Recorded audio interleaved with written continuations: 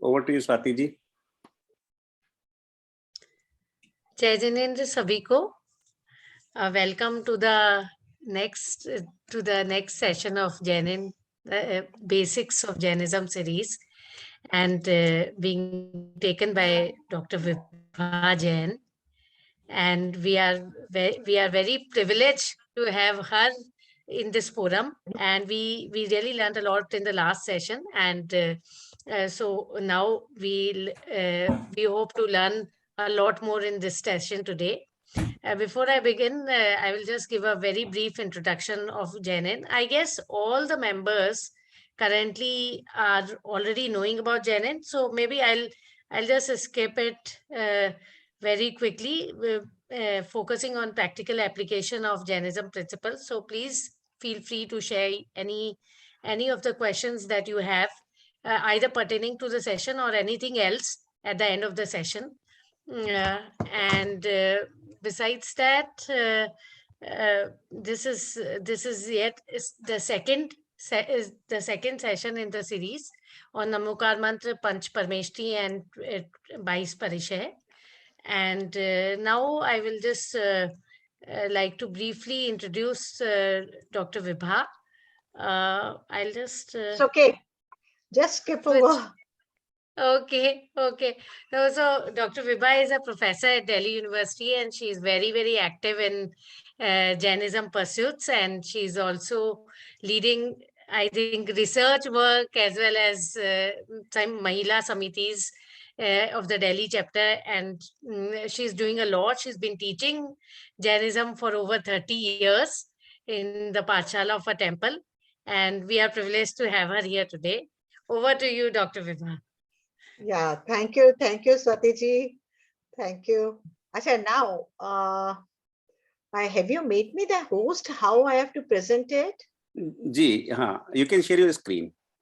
So I have opened the screen, but now you have to click on share screen option on the Zoom at the bottom. Do you see the option share screen? Yeah, last time though I did it. Yeah, you have made me the host now. But yeah, you have made. Yeah. You made Dr. Vibha the host? Yeah. Now we can see your screen. Yeah, we can see your screen. And now can you? Yeah, we can see. Yeah. Is it okay? Yes. Yeah, but you can play the PPT. Yeah, आप ये बताइए कि ये side में ना हम लोगों की फोटोग्राफ्स आ जाती हैं जिससे कि स्क्रीन पे छुप जाती है, तो हाउ टू रिमूव दैट? अब यहाँ फोटोग्राफ आ रहे हैं ना, वहाँ पे आप देखिएगा, वहाँ पे दो लाइन, एक लाइन है, दो लाइन है, तीन लाइन है, आप एक लाइन को दबा दीजिए, वो मिनिमाइज हो जाएगा. Oh yes, thank you. Now everybody can see Aryant Parameshti? Yes. Fine, thank you. But you can play the PPT, so it won't show the side screens. खाली इसको play कर लीजिए अपना. A little bit up, there is an option. Yeah, this one. This one, na? Yeah, this one. Slideshow. Correct. Okay, fine. Now, last time what we did is, हमने क्या किया था last time? Namokar मंत्र पढ़ा था, और उससे हमें नमोकार मंत्र में हमने ये किया था कि नमोकार मंत्र अनादि अनंत है, और उसको हमने कैसे कैसे उसमें पांचों परमेष्टि को नमस्कार किया गया है. तो इससे क्या था कि एक मिनट, इसका नेक्स्ट कैसे लाएंगे हम? अब आप स्पेस बार प्रेस कीजिए, स्पेस बार या क्लिक या एंटर। अपने okay, लैपटॉप पे। okay, हाँ, okay, fine, perfect. Now it's okay. Fine. Now हमने पिछली दफा अरिहंत परमेष्टि पे छोड़ा था, जबकि हमने सारा पढ़ा था कि पंच परमेष्टि भगवानों को नमस्कार किया गया है नमोकार मंत्र में। तो अब क्वेश्चन अराइज होता है, पांचों परमेष्टियां कौन कौन से? तो हमने लास्ट टाइम यही देखा था कि अरिहंत परमेष्टि है, सिद्ध परमेष्टि है, फिर आचार्य, उपाध्याय और साधु। तो उसमें सबसे पहले हमने डिस्कस किया था कि अरिहंत परमेष्टि को हमने पहले नमस्कार किया है और सिद्ध परमेष्टि को बाद में किया है। तो उसमें हमने ये जान लिया था कि अरिहंत परमेष्टि से सीधे हमें वाणी सुनने को मिलती है, हमें आगे मार्ग पे चलते हैं। तो इसलिए हमने अरिहंत परमेष्टि को पहले किया है, क्योंकि वो डायरेक्ट गुरु हमारे अरिहंत परमेष्टि बन जाते हैं। जबकि सिद्ध परमेष्टि आठों कर्मों को नाश करने के बाद है, तो वो सिद्ध परमेष्टि अरिहंत परमेष्टि से ऊंचे हैं। बट अरिहंत परमेष्टि अब कौन होते हैं? सबसे बड़ा प्रश्न ये उठता है कि पांचों परमेष्टियां कौन होते हैं, उनके क्या क्या गुण होते हैं, कौन कौन से कर्मों को नाश करते हैं। तो ये सबसे बड़ी जानकारी हमें चाहिए। क्यों चाहिए? हमने रटा हुआ है नमोकार मंत्र, परंतु हम ये क्यों जानना चाहते हैं इतना? सबसे बड़ा प्रश्न ये उठता है, क्योंकि जब जब हम अपने मुंह से बोले अरिहंत परमेष्टि या नमो अरिहंताणम, हम अरिहंतों को नमस्कार कर रहे हैं, तो हमें ये पता चले हम कौन से जीवात्मा को नमस्कार कर रहे हैं। ऐसे जीवात्मा जिन्होंने चारों घातियां कर्मों का नाश किया है, जिनके 46 मूल गुण होते हैं, जिनके 18 दोष नहीं होते हैं, जो समशरण में विराजमान रहकर भव्य जन्मों को मोक्ष मार्ग का उपदेश देते हैं, जो सर्वज्ञ हैं, जो वीतरागी हैं, जो हितोपदेशी हैं। तो ऐसे हैं अरिहंत भगवान, जिनको अलग अलग नामों से पुकारा गया है। चाहे उन्हें जिनेंद्र कहिए, आप कहिए, जिन कहिए, जिनेश्वर कहिए, बहुत सारे नाम हैं। परंतु अरिहंत मतलब अरि जमा हंत, दैट इज अरि का मतलब होता है दुश्मन। तो हमारा दुश्मन कौन? कर्म रूपी शत्रु। और कौन से कर्म? हमारे किसी तरह जो चारों कर्म अरिहंत भगवान ने नाश किए, जो घातिया कर्म है वो तो हम नाश करें ही करें, उनका बिल्कुल उसके बाद जाके जो ऑटोमेटिक होंगे ही होंगे, वो बाकी अघातिया कर्मों का भी हम नाश कर दें। तो अब प्रश्न उठता है कि घातिया कर्म किसे कहते हैं और अघातिया कर्म? सबसे बड़ी चीज है, अगर हम ये समझ लें और ये हम अपने जीवन काल में भी लगाएं। अभी मैं वो बिल्कुल डिस्कस नहीं करूंगी कि ये कर्म कैसे बंधते हैं, कैसे कैसे भाव करने से ये बंध जाते हैं, और फिर उनका जब उदय आता है, जब स्थिति अनुभाग बन जाता है, उसके बाद जब उदय आता है, तो हम कितने बेचैन हो जाते हैं उनके उदय को सहने में। मैं बंद बिल्कुल नहीं करूंगी, बट इसकी डिविजन, सब डिविजन इसलिए बताना चाहूंगी कि हमें पता चलेगा कि छोटे छोटे भावों से कैसे कैसे क्या क्या प्रकृतियां बन जाती हैं। जो हम व्यवहार में वर्ड भेद बोलते हैं, यहाँ पे उनको हम प्रकृतियां बोलते हैं। तो हमने कर्मों को, जो हमारे 8 कर्म है, उनको 2 में डिवाइड किया, घातिया कर्म और अघातिया कर्म। घातिया कर्म वो होते हैं जो कि आत्मा के मूल गुणों का घात करते हैं। अघातिया कर्म वो होते हैं जो आत्मा के गुणों के घात करने की तो शक्ति नहीं होती, बट वो बाकी आयु कर्म होता है, नाम कर्म होता है, जो कि हमारे गुणों पे तो रिएक्ट नहीं करते हैं, बट बाकी जितने हमारी बाकी प्रकृतियां हैं उनमें हमारा काम आते हैं। तो अब सबसे बड़ी बात है कि 148 प्रकृतियां हैं। तो 148 प्रकृतियां कैसे होती हैं? सबसे पहले देखिए, मोहिनीय के 28 होती है प्रकृतियां, मतलब भेद प्रभेद। तो मोहिनीय के 28, ज्ञानावर्णीय की 5, दर्शनावर्णीय की 9 और अंतराय की 5। तो सबसे बड़ी बात है कि मोहिनीय के 28, ये मोहिनीय कर्म कौन सा होता है? सबसे पहले हमें कर्म समझने पड़ेंगे कि मोहिनीय कर्म वो कर्म है जिससे कि हमारा चारित्र भी नहीं आ पाता और श्रद्धान भी नहीं आ पाता। तो ऐसा आवरण है। कर्म किसे कहते हैं? कर्म वो चीज है जो कि हमारे स्वभाव पे, हमारे गुणों पे एक आवरण आ जाता है, एक चद्दर बिछ जाती है। जैसे कि सपोज मूर्ति है, मूर्ति के ऊपर हमने चद्दर से ढक ढक दिया, तो अब हमें पीछे की मूर्ति नहीं दिखाई दे रही। तो ऐसे ही जो मेरी आत्मा का स्वभाव है, उस पे अगर ये कर्म आ जाते हैं, तो जो मेरा स्वभाव है वो प्रकट नहीं हो पाता है। तो इसलिए उसे कहते हैं जो राग द्वेष विकारी परिणामों के होने में जो कर्म निमित्त पड़ता है, उसे कहते हैं मोहिनी है। या हम कैसे कहें, जो सम्यक गुण को और चारित्र गुण को प्रकट नहीं होने देता, वो कर्म है मोहिनी है। तो सबसे बड़ा कहना चाहिए कि ये कर्म सभी कर्मों का राजा है। अब इस मोहिनीय कर्म को हमने दो में डिवाइड कर दिया कि क्या कौन सा दर्शन मोहिनीय और चारित्र मोहिनीय, वो अभी मैं आगे चलती हूँ। पहले हम ये डिस्कस कर लेते हैं कि ज्ञानावर्णीय कर्म किसे कहते हैं। ज्ञानावर्णीय कर्म वो कर्म है जिससे कि जो हमारे आत्मा का ज्ञान गुण है वो प्रकट नहीं हो पाता, उस पे भी आवरण पड़ जाता है, तो वो प्रकट नहीं हो पाता, जो कि 5 तरह का है। ऐसे ही दर्शनावर्णीय कर्म है, वो भी जो 9 तरह का है, परंतु दर्शनावर्णीय कर्म किसे कहते हैं, जो कि सामान्य अवलोकन नहीं होने देता, किसी पदार्थ का सामान्य अवलोकन नहीं होने देता, जिसके द्वारा आवरण आ जाता है और मैं वो सामान्य अवलोकन नहीं कर पाती, उस कर्म को कहते हैं दर्शनावर्णीय कर्म। उसके बाद आता है अंतराय, कि जिसमें मैं हर काम जो करना चाहती हूँ, दान करना चाहती हूँ, अभी हम इसकी डिविजन्स पढ़ेंगे। तो जो भी तरह का मैं कोई कार्य करना चाहती हूँ, उसमें अंतराय पड़ जाता है, वो विघ्न पड़ जाता है, उसमें मैं वो काम नहीं कर पाती, उसे कहते हैं अंतराय कर्म। तो ये जो चारों कर्म है, ये तो घातियां हैं। आयु कर्म, नाम कर्म, गोत्र कर्म और वेदनीय कर्म। ये नाम से ही हमें पता चल जाता है कि कौन से कर्म जिसमें आयु बंधती है।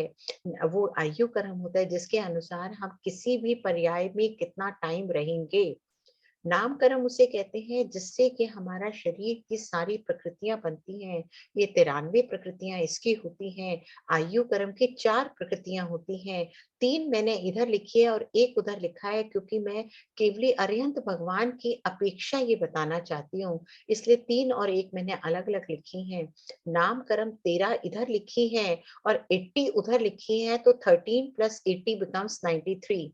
इसी तरह गोत्र कर्म की 2 होती हैं, उच्च गोत्र और नीच गोत्र। और वेदनीय कर्म के साता वेदनीय और असाता वेदनीय, कि मेरे को दुख और सुख कितना होता है, वो भी कर्म अनुसार होता है, वो भी वेदनीय कर्म कहलाता है, और उसकी 2 होती हैं। अब सबसे बड़ी बात है अरिहंत भगवान। तो अरिहंत भगवान की 63 प्रकृतियों का नाश हो जाता है। अब ये 63 प्रकृतियां कौन सी हैं, क्योंकि 13वें गुण स्थान में है, तो कौन से 63 प्रकृतियां देखी जाएंगी। 47 तो होंगी घातिया कर्म की, और जो 16 प्रकृति हैं वो अघातिया कर्म की नाश हो जाएंगी। तो 16 प्रकृतियां कौन सी, 3 आयु कर्म की और 13 नाम कर्म की। अब आयु कर्म की कौन कौन सी प्रकृतियां नाश होंगी, देखिए आयु कर्म की 4 प्रकृतियां कौन कौन सी है। मनुष्य आयु है, देव आयु है, तिर्यंच आयु है, नरक आयु है।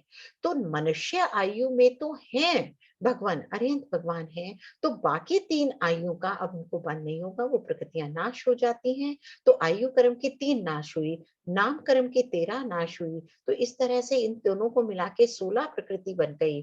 तो ये 16 प्रकृति भी नाश हो गई अरिहंत भगवान की। तो जब ये 63 प्रकृतियां नाश हो गई, तो हमारी बच गई 85 प्रकृतियां बच गई। अब क्या होगा, जो 85 प्रकृतियां बची हैं, उनमें से 72 जो होंगी, वो 14वें गुण स्थान में जैसे ही जीव पहुंचेगा, वैसे ही 72 प्रकृतियों का तो तब नाश हो जाएगा। और जैसे ही 14वें गुण स्थान का आखिरी समय होगा, मोक्ष जाने से जस्ट उससे पहले का समय, तो उसमें 13 प्रकृतियों का नाश हो जाएगा और सिद्ध अवस्था प्राप्त हो जाएगी। तो अब मैंने उन्हीं चीजों को, वही 8 कर्म लिए हैं और उनमें उनकी प्रकृतियां लिख दी हैं, उनका नेचर घातिया अघातिया लिख दिया है। परंतु मैं ये बताना चाह रही थी कि आवरण का क्या रिएक्शन होगा और कौन सा गुण नहीं प्रकट हो पाएगा। तो ज्ञानावरणी में ज्ञान पर पर्दा पड़ेगा और अनंत ज्ञान नहीं प्रकट हो पाएगा। जो छठी लास्टवें कॉलम में है वो गुण है।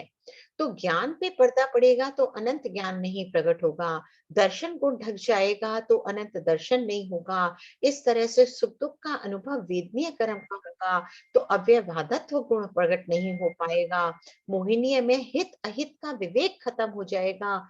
मैं कौन हूँ और पुद्गल कौन है, मैं एक आत्मा हूँ और ये शरीर पुद्गल है, ये मेरे को विवेक ही खत्म हो जाता है। तो उसके कारण क्या होगा, मिथ्यात्व अवस्था आएगी, और जब मिथ्यात्व होगा तो शायक सम्यक नहीं हो पाएगा। ये मैंने यहाँ शायक लिखा है, पर ये डिपेंड करेगा, अगर हम जब कभी डिटेल में करेंगे तो शयोक्षम कैसे होगा, वो चीज अभी हम डिस्कस नहीं कर रहे हैं।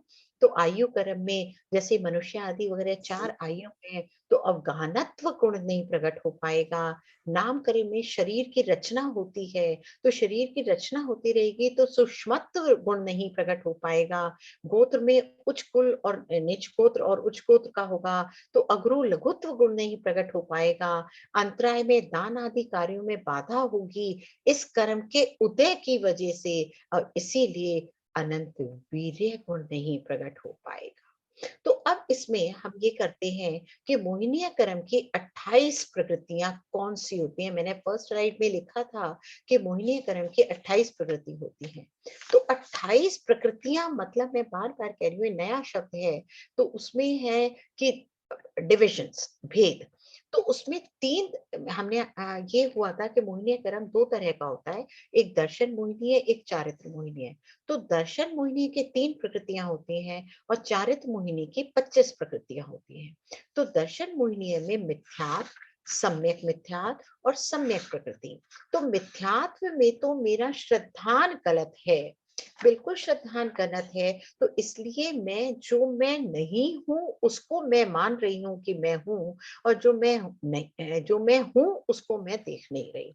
तो वो टोटल मिथ्यात्व उदय है। तो सर्व घातिया प्रकृति है, सर्व मतलब बिल्कुल सम्यक प्रकट नहीं होने देगी। सम्यक मिथ्यात्व उसे कहते हैं जिसमें कुछ आपका ना तो पूर्ण रूप से मिथ्यात्व है, सर्वदेश ना तो मिथ्यात्व है ना सम्यक प्रकृति है, वो मिश्र प्रकृति कहलाती है कि कुछ पहले का कुछ सेकंड का। तो थर्ड है सम्यक प्रकृति जिसमें चलमल आगार दोष होते हैं। मेरे को श्रद्धान भी है परंतु उसमें चलमल आगार दोष लग जाएंगे जिससे कि मेरा पूर्ण सम्यक नहीं प्रकट हो पाएगा, पूर्ण श्रद्धान नहीं प्रकट हो पाएगा। तो उसको कहेंगे कि सम्यक प्रकृति हो गई।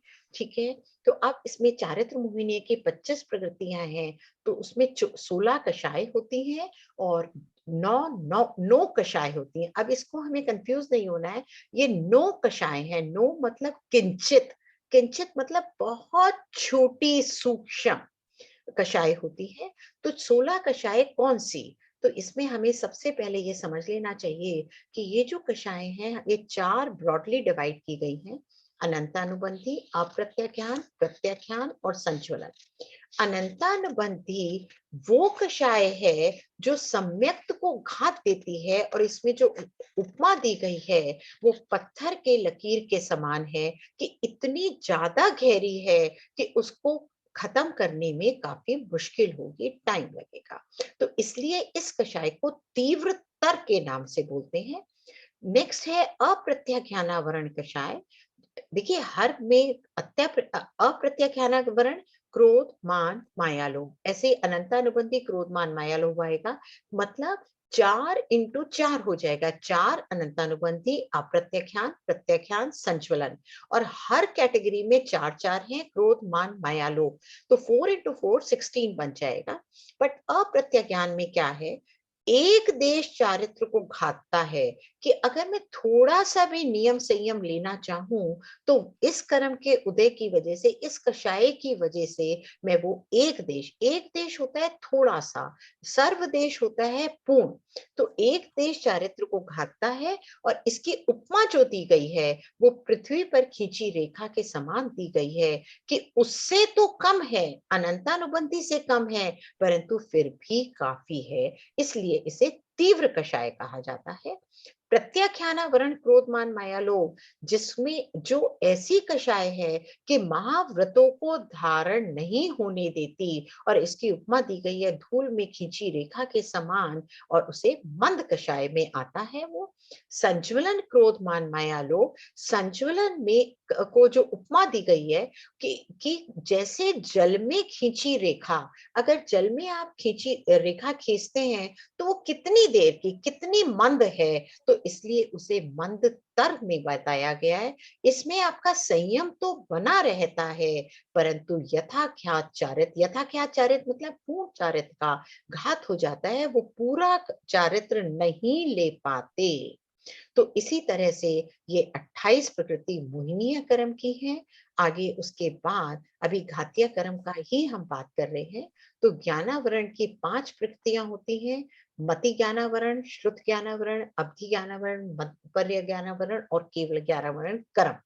अब इसमें क्या है, जैसे जैसे ये कर्म आएगा वैसे वैसे वो मैं नहीं कर पाऊंगी। आवरण मतलब जो मैं इंद्रिय और मन की सहायता से जितना मैं ज्ञान कर सकती हूँ, अगर मेरा मति ज्ञानावरण का कर्म का उदय है तो जितना शियोक्षण होगा उतना तो मैं कर पाऊंगी, परंतु जितना आवरण होगा उतना मैं नहीं कर पाऊंगी।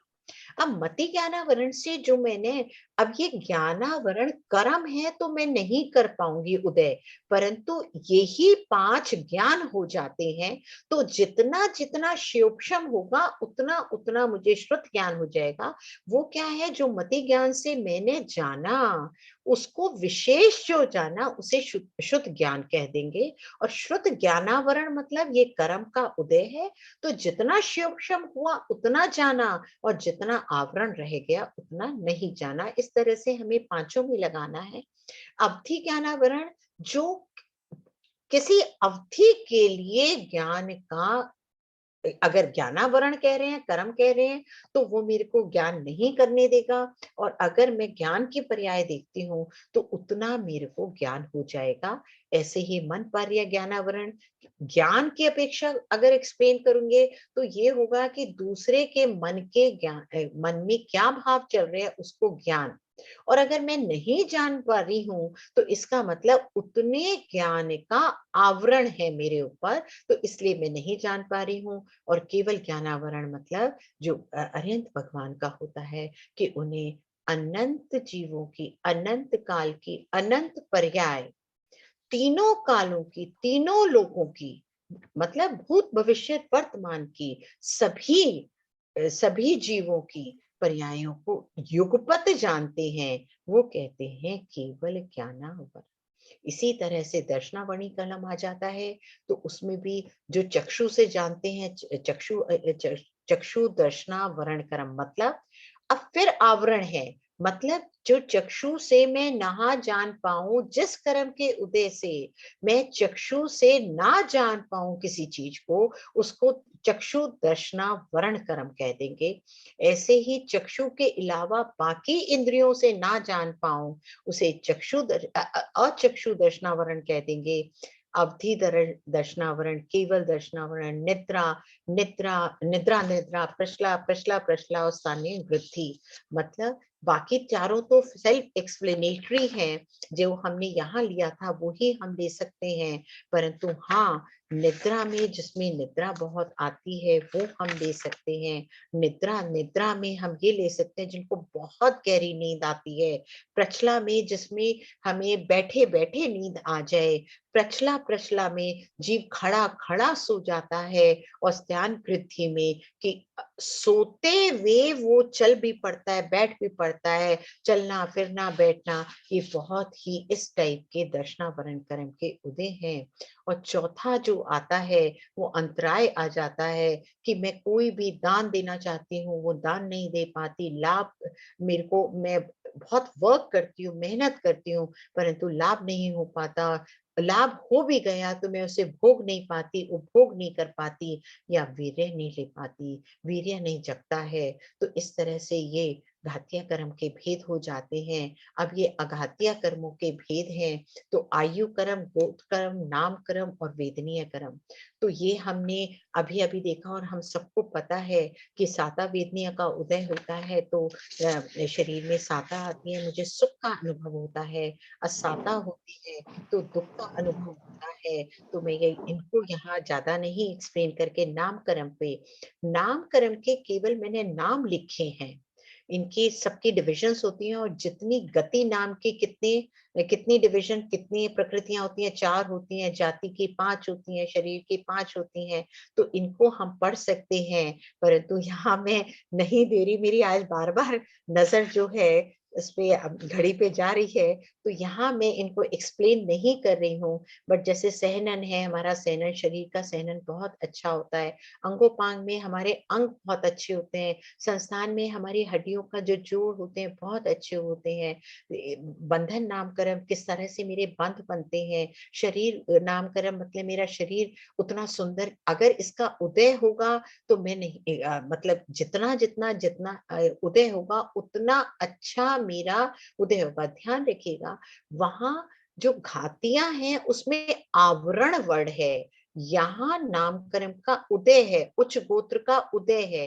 तो यहाँ उदय अपेक्षा मुझे चीज मिलती है, वहां आवरण वर्ण है तो उतनी चीज मुझे नहीं मिलती है। और जितना जितना वहां शियोक्षम होता है उतना मिलता है। यहाँ सपोज मेरे उच्च गति नाम का उदय है, या मेरा मनुष्य गति नामकरण का उदय है, तो मुझे मनुष्य गति मिलेगी। तो जनरली कंफ्यूजन ये होता है कि मनुष्य गति का उदय है तो मुझे मनुष्य नहीं मिलेगी, नहीं, ये अघातिया है। इसलिए जो नाम कर्म का उदय है, या गोत्र का उदय है, या आयु का उदय है, तो मुझे वो चीज मिलेगी। ठीक है, और उसमें आवरण है तो वो चीज जितना जितना शियोक्षम होगा उतना मिलेगी, बाकी मुझे नहीं मिलेगी। ये हमें थोड़ा सा ध्यान रखना है। अगला अगर मैं देखती हूँ तो उनके, हमने पढ़ा था कि उनके जो मूल गुण होते हैं वो 46 होते हैं। तो अरिहंत भगवान के तो 46 कैसे होते हैं? उनके अतिशय होते हैं, 34 अतिशय होते हैं, 8 प्रतिहारे होते हैं, और 4 अनंत चतुष्टय होते हैं। तो ये ध्यान रखिएगा कि प्रतिहार्य बाहर की चीज है, अनंत चतुष्टय वस्तु का स्वभाव है, आत्मा का स्वभाव है, आत्मा के गुण हैं। तो उसमें अनंत दर्शन, अनंत ज्ञान, अनंत सुख, अनंत वीर्य, ये गुण ऑलरेडी हैं, परंतु वो प्रकट हो जाते हैं जैसे जैसे विशुद्धि बढ़ती है। तो अतिशय, पहले मैं अतिशय लेती हूँ। अतिशय बाह्य की चीज है, बाहर की चीज है। तो जब भगवान का, अरिहंत भगवान का जन्म होता है तो उसे जन्म के समय के 10 अतिशय होते हैं। केवल ज्ञान 13वां गुण स्थान जब हुआ तो 10 अतिशय और होते हैं। और जिस समय आपका देवकृत, उसी समय देवकृत मतलब देवों के द्वारा किए गए 14 अतिशय और होते हैं। परंतु ये ध्यान रखिएगा, जो अतिशय कहते किसे हैं? अतिशय उसे कहते हैं जो जनरल इंसानों में, सर्व साधारण प्राणियों में नहीं पाई जाएगी, परंतु केवल जब अरिहंत भगवान का जन्म होगा उसके समय ये अतिशय प्रकट होंगे, तो उसे हम अतिशय कहते हैं। तो आप जन्म के समय के अतिशय ये हम पढ़ सकते हैं। तो इसमें बहुत सुंदर शरीर होता है, सुगंधित होता है, पसीना नहीं आता है, मलमूत्र रहित होता है, उनसे हमेशा हित मित प्रिय वचन निकलते हैं, उनमें अतुल बल होता है, उनका रक्त सफेद होता है, उनके शरीर में 1008 लक्षण होते हैं, समचतुर संस्थान होता है, सुंदर सुडौल बनावट की। दूर से कभी कभी आप दिखिएगा, कोई इंसान आ रहा होता है तो हम कहते हैं बड़ी सुंदर पर्सनालिटी है, उनका शरीर बड़ा सुडौल है। तो ये भी एक अतिशय होता है भगवान का। वृष ऋषभ नाराज सहनन होते हैं, ये उसे सहनन को बोलते हैं जिनकी हड्डियां बहुत मजबूत होती हैं। तो अरिहंत भगवान का सहनन ही वज्र ऋषभ नाराज सहनन होता है। और केवल ज्ञान के समय के अतिशय जब वो 13वें गुण स्थान में होते हैं, उनको केवल ज्ञान होता है, तो ऑटोमेटिक 100-100 योजन तक सुभिक्षता हो जाती है, आकाश में गमन हो जाता है, तभी तो उनकी वाणी खिलती है। 4 मुख दिखते हैं, उनका मुख एक साइड होता है, चाहे पूर्व में हो चाहे उत्तर में हो, परंतु जितने समूह शरण में लोग बैठे होते हैं, उनको हर साइड से उनका मुख दिखता है। उस समय हिंसा नहीं होती, उपसर्ग नहीं होते, कवलाहार नहीं होता, समस्त विद्याओं का स्वामी पना होता है भगवान में, नेत्रों की पलकें नहीं झपकती हैं, नख केश नखून नहीं बढ़ते हैं, बाल नहीं बढ़ते हैं, और परछाई तो होती ही नहीं है, क्योंकि आप ध्यान रखिएगा उनकी परछाई नहीं होती, उनका इतना ज्यादा ज्ञान का प्रकाश होता है, इतना ज्यादा प्रकाश होता है कि उससे उनकी परछाई पड़ती ही नहीं। तो भगवान के देवकृत अतिशय, जिस समय जिस मोमेंट आपका केवल ज्ञान हुआ भगवान को, तो ऑटोमेटिक देवों द्वारा 14 अतिशय कीजे जाते हैं। जब भगवान की वाणी खिलती है, उसे अर्ध मागधी भाषा कहते हैं। और क्या होता है, मागध जाति के देव होते हैं, उनके निमित्त से ये भाषा खिलती है, और ये अपने आप स्वयं 718 भाषाओं में परिवर्तित हो जाती है। जीवों में बहुत परस्पर मित्रता रहती है, दिशाओं में निर्मलता होती है, आकाश में निर्मलता होती है।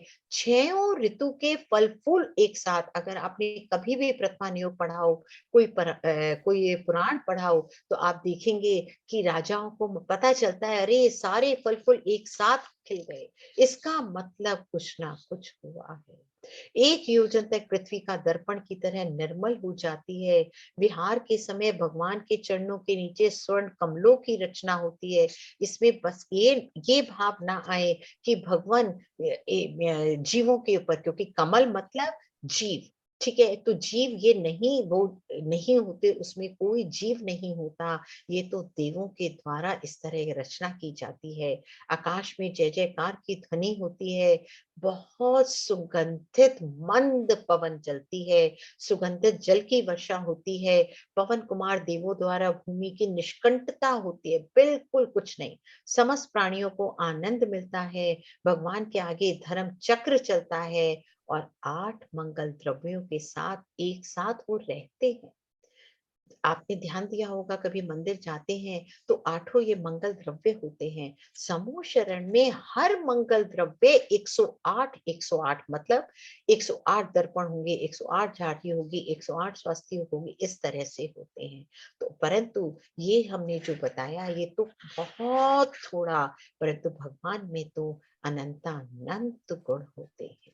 अब हमने 46 में अष्ट प्रतिहार्य बताए थे, तो अष्ट प्रतिहार्य, प्रतिहार्य किसे कहते हैं, जो कि आपका बहुत ही शोभनिक चीजें होती हैं, तो उन्हें प्रतिहार्य बोलते हैं। उसमें आते हैं अशोक वृक्ष, रत्नमयी सिंहासन, आपने देखा होगा चांदी के सोने के बड़े सुंदर बने होते हैं, मंदिर में रखे होते हैं।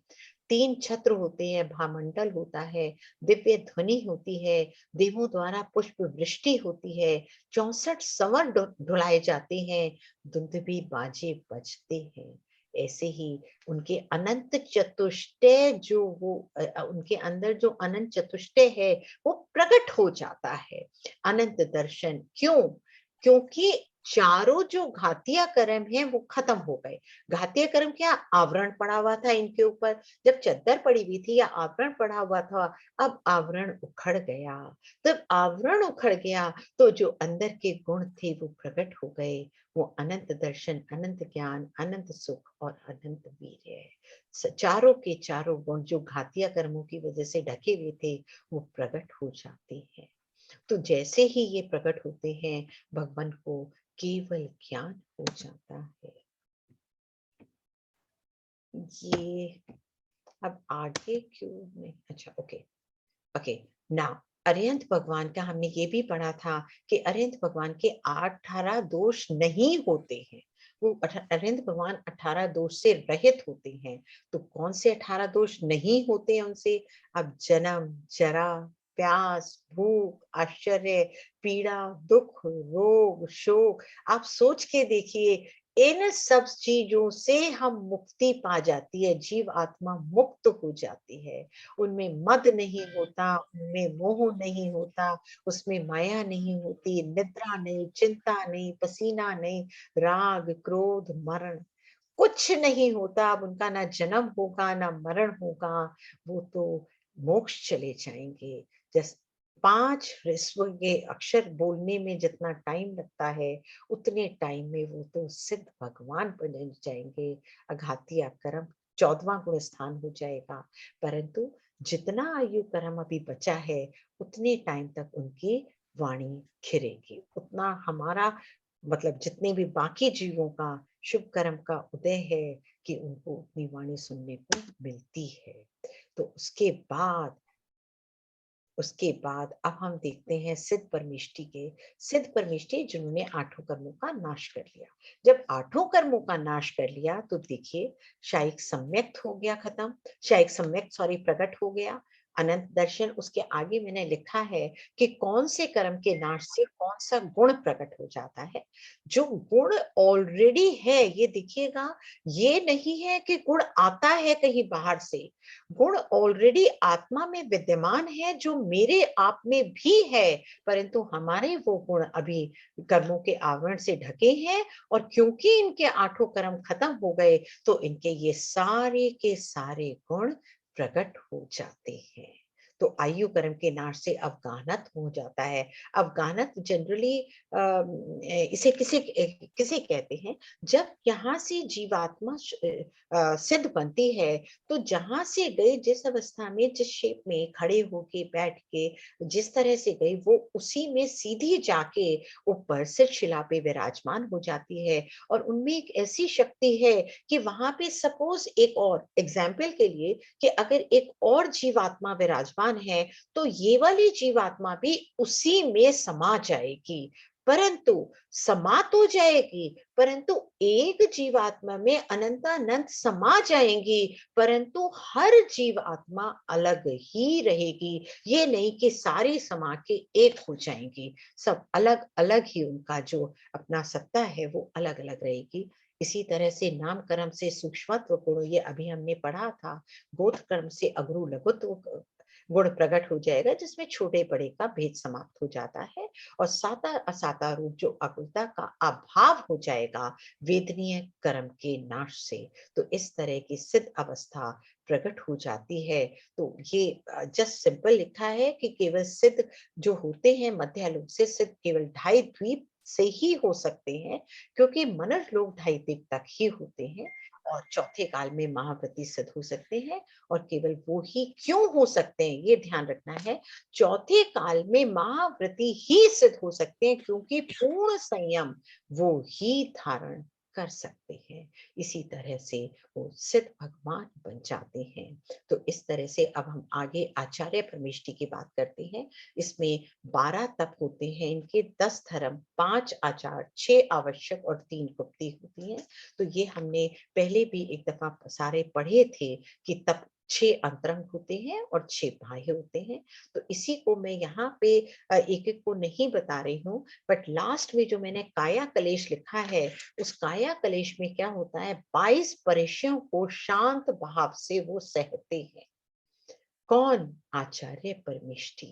तो 22 परिचय को शांत भाव से सहते हैं, उसे कहते हैं काया कलेश। इसको हम थोड़ा सा डिटेल में पढ़ते हैं।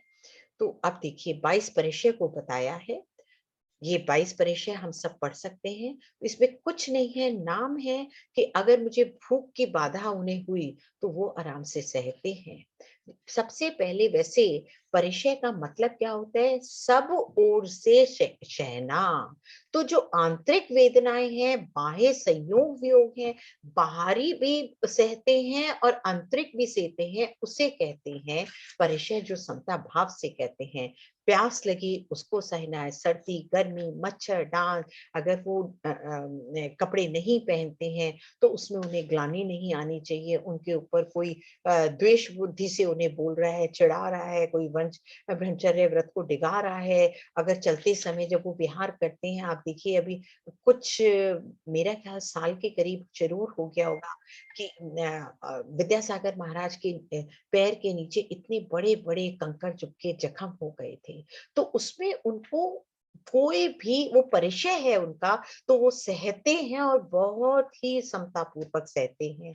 तो इस तरह से आसन का होगा कि अब मैंने सपोज नियम लिया मुनि महाराज ने कि 1 घंटे तक, 2 घंटे तक, 5 घंटे तक मैं इसी आसन में बैठूंगा, तो उसमें वो चेंज नहीं करेंगे।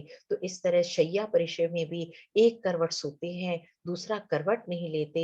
किसी ने गाली दे दी तो उसमें उनको कोई फर्क नहीं पड़ेगा, उसके इसने मारा पीटा तो नहीं होगा, और उन्हें दूसरे के यहाँ खाना खाना है जाके, तो वो केवल इसलिए खाना खाते हैं, केवल जितना खाना उनको स्वाध्याय करने में, अपनी आत्मा के पास जाने में वो हेल्पफुल हो, केवल उतना ही भोजन ग्रहण करती हैं। तो इस तरह से वो अलाप परिचय कुछ उनसे उनको ये नहीं होता कि मेरे को कोई काया क्लेश नहीं करते हैं, रोग हो जाए तो दुख नहीं करते हैं, कोई कांटा वाटा चुभ जाए तो नहीं, कोई भी उनमें हिलन चलन नहीं होता है, मलबे शरीर में पसीना आना, मिट्टी जमने में उन्हें कोई बुरा नहीं लगता, क्लेश नहीं होता। किसी ने उनका सत्कार नहीं किया तो उन्हें कोई भी प्रॉब्लम नहीं होती, बुरा नहीं लगता। किसी अधिक विद्वान हो जाने पर मान नहीं करते हैं, ज्ञान की प्राप्ति के लिए कोई उपाय नहीं करते हैं, और बहुत समय तक तपस्या करने पर भी, किसी फल की प्राप्ति नहीं होने पर भी अपने सम्यक दर्शन से विचलित नहीं होते। अगर उन्हें रिद्धि नहीं प्राप्त हुई, एक तो वैसे ही रिद्धि जब प्राप्त होती है तो मुनि महाराज को पता नहीं चलता है, बट हाँ अगर कुछ भी उन्हें फल की प्राप्ति नहीं हो रही है तो जरा भी सम्यक्त से विचलित नहीं होते। बट होते ही 22 परिचय हैं, परंतु एक दफा में केवल 19 परिचय हो सकते हैं। जैसे सर्दी गर्मी है तो सर्दी गर्मी में से एक ही होगा, ठीक है। तो इस तरह से केवल 19 ही परिचय हो सकते हैं इसमें। तो अब हमें देखना है, उसमें 10 धर्म हमने लिखा था, तो 10 धर्म कौन से होते हैं ये हम सभी को पता है। उत्तम आजकल 10 लाक्षणी भी चल रही है, ये तो बहुत ही अच्छा कोइंसिडेंस है। तो उत्तम क्षमा मार्दव आर्जव सत्य संयम तप त्याग अकिंचन ब्रह्मचर्य, इसमें केवल हमें एक चीज समझनी है कि उत्तम शब्द क्यों लगा है। ये आत्मा के स्वभाव से लगा है, ये श्रद्धान पूरा हो चुका है, श्रद्धान ठीक हो चुका है। जिसका श्रद्धान जिस जीवात्मा का ठीक हो गया है वो ही एक्चुअली में उत्तम क्षमा कर पाएगा। मार्दव आर्जव ये जो गुण है ये उन्हीं के प्रकट हो पाएंगे सच्चे सेंस में, पूर्ण सेंस में। बाकी हमें इस पे चलना तो है। इसके बाद हमने 5 आचार देखे थे, उसमें लिखे थे तो दर्शनाचार, ज्ञानाचार, चारित्राचार और तपाचार, वीर्याचार। तो ये क्या है, तो आचार कहते किसे हैं, जो धार्मिक नियम को आगम के अनुसार स्वयं पालन करे आचार्य और बाकी अपने शिष्यों को पालन करवाएं, उन्हें आचार कहते हैं। इसी तरह से षट आवश्यक किसे कहते हैं, समता, वंदना, स्तुति, प्रतिक्रमण, कायोत्सर्ग और स्वाध्याय। तो जो ये नियमों और क्रियाओं का पालन प्रतिदिन करें तो उन्हें कहते हैं षट आवश्यक, ये करना ही करना है। इसी तरह से उनमें 3 गुप्ती होती हैं, मनोगुप्ती, वचन गुप्ती और कायिक गुप्ती। तो अब उपाध्याय परमेष्टि है, इसमें हम ये सारे कोई याद करने की तो जरूरत नहीं है, बट केवल मैंने इसलिए नाम दिया है कि हम हर पूजा में बहुत जगह पढ़ते हैं कि साधु को 11 अंक 14 पूर्व के ज्ञानी होते हैं। तो उपाध्याय वो परमेष्टि है जिनको जितना भी ज्ञान है वो सभी शास्त्रों के ज्ञानी हैं, और संघ के जितने भी साधु हैं उन सबको वो पढ़ाते हैं। तो इसीलिए उपाध्याय परमेष्टि के जो गुण बताए गए हैं वो ये ही 25 मूल गुण हैं, 11 अंग 14 पूर्व का ज्ञान। तो जैन ग्रंथों के अनुसार बस ये केवल जनरल के लिए बताया है कि प्रथमानुयोग, कर्णानुयोग, चरणानुयोग और द्रव्यानुयोग में हमारे जितने आगम हैं उन्हें 4 में डिवाइड कर दिया गया है। जिन आगमों में इतिहास होता है, 63 शलाका पुरुषों का चारित्र होता है, कथाएं होती हैं उसे प्रथमान युग कहते हैं, जिनमें भूगोल होता है उसे कर्णान युग कहते हैं, जिनमें आचरण होता है कि मुनियों का श्रावकों का कैसे आचरण होना चाहिए उन्हें चरणान युग कैटेगरी में रखते हैं, और जिसमें जीव अजीव पुण्य पाप, या आप कह सकते हैं आत्मा का ज्ञान होता है कि जीव क्या है, अजीव क्या है, पुण्य क्या है, पाप क्या है, बंध मोक्ष आदि का विस्तृत वर्णन होता है, बहुत डिटेल में किया जाता है। इतना सुंदर शास्त्र जी में क्या किया गया है, आप कोई भी पढ़ लीजिए, चाहे समय सार जी पढ़िए, प्रवचन सार जी पढ़िए, उसमें आत्मा को खुली किताब की तरह खोल के रख दिया गया है। इतना सुंदर कुंद कुंद आचार्य ने विवरण दिया है। तो इसी तरह से अब उनके साधु परमेष्टि के 28 मूल गुण होते हैं, 5 महाव्रत, 5 समिति, 5 इंद्रिय विजय, 6 आवश्यक और शेष 7 गुण।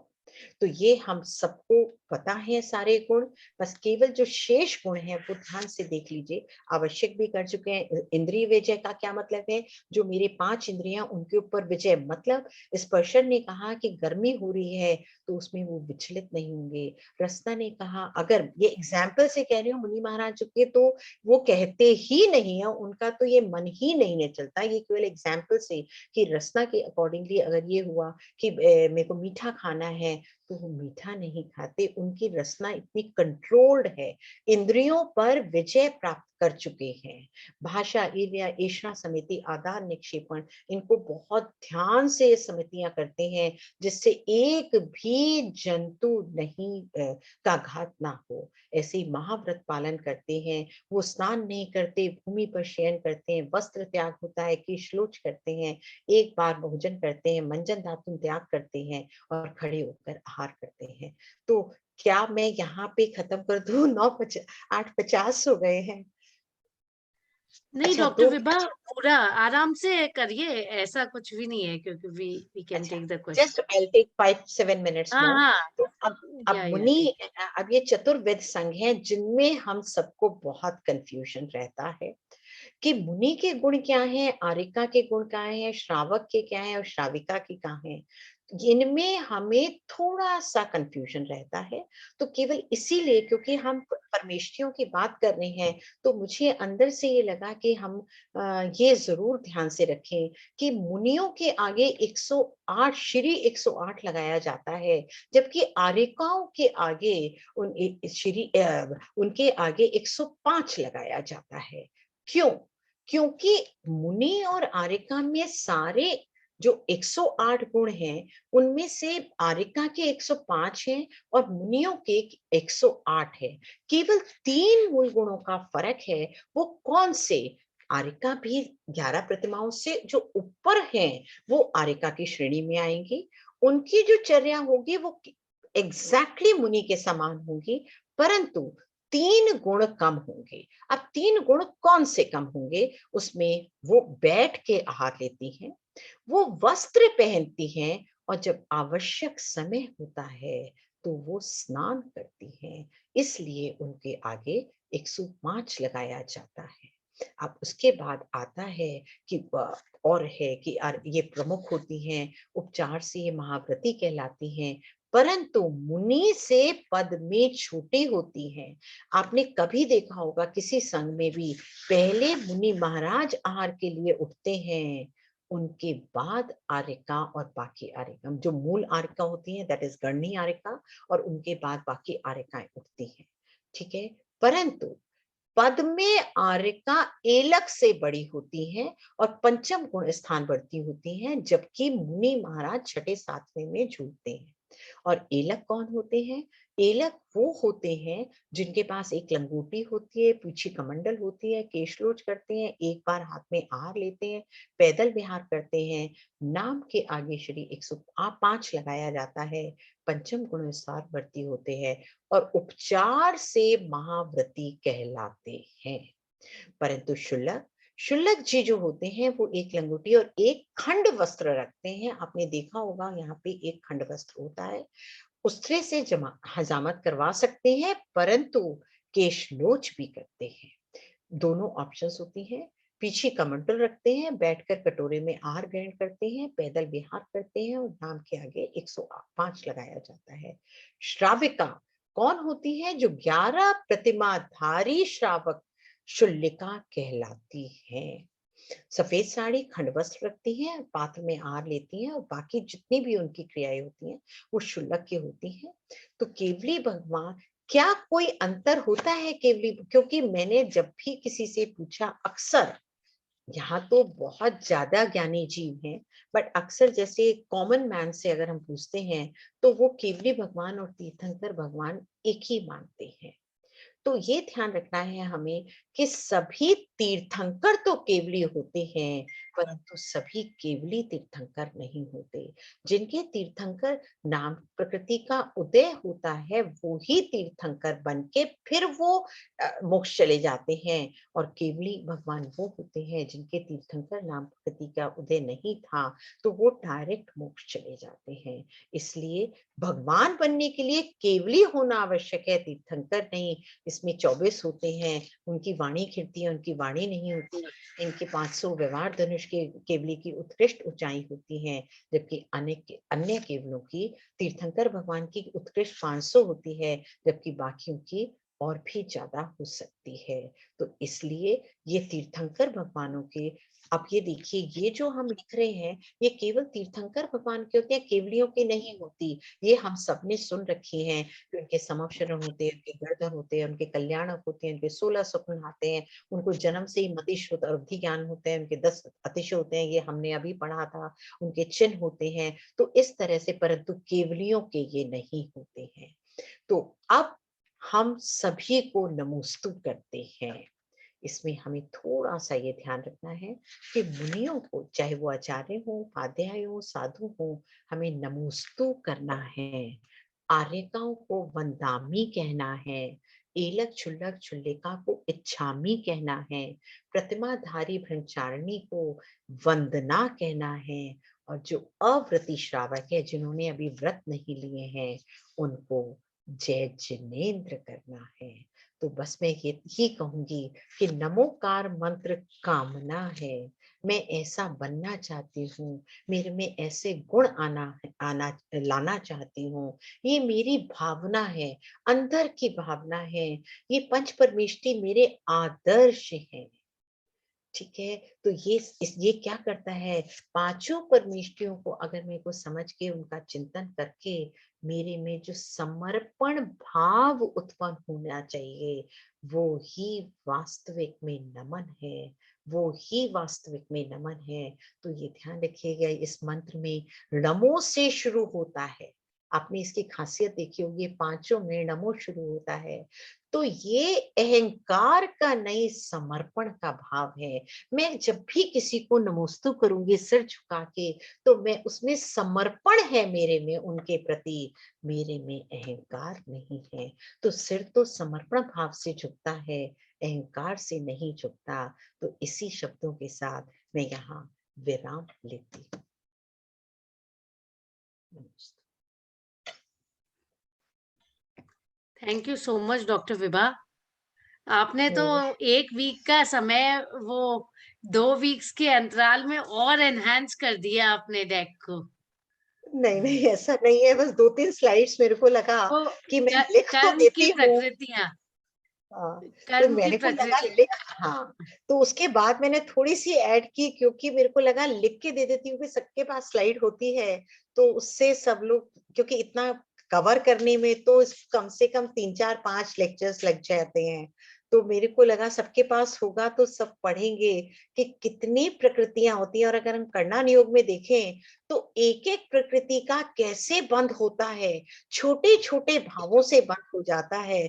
तो हमें फिर लगता है कि नहीं, ये गलत भाव नहीं करना, ये विकार भाव नहीं करना। तो जब हम ये डिटेल में पढ़ते हैं तो बहुत भावों में विशुद्धता आती है। तो इसीलिए बस इसी भावों से किया, जबकि ये थोड़ा ज्यादा था। तो नहीं, बहुत बहुत यूजफुल है। इनफैक्ट मतलब जो याद करना चाहते हैं तो it is a very handy thing.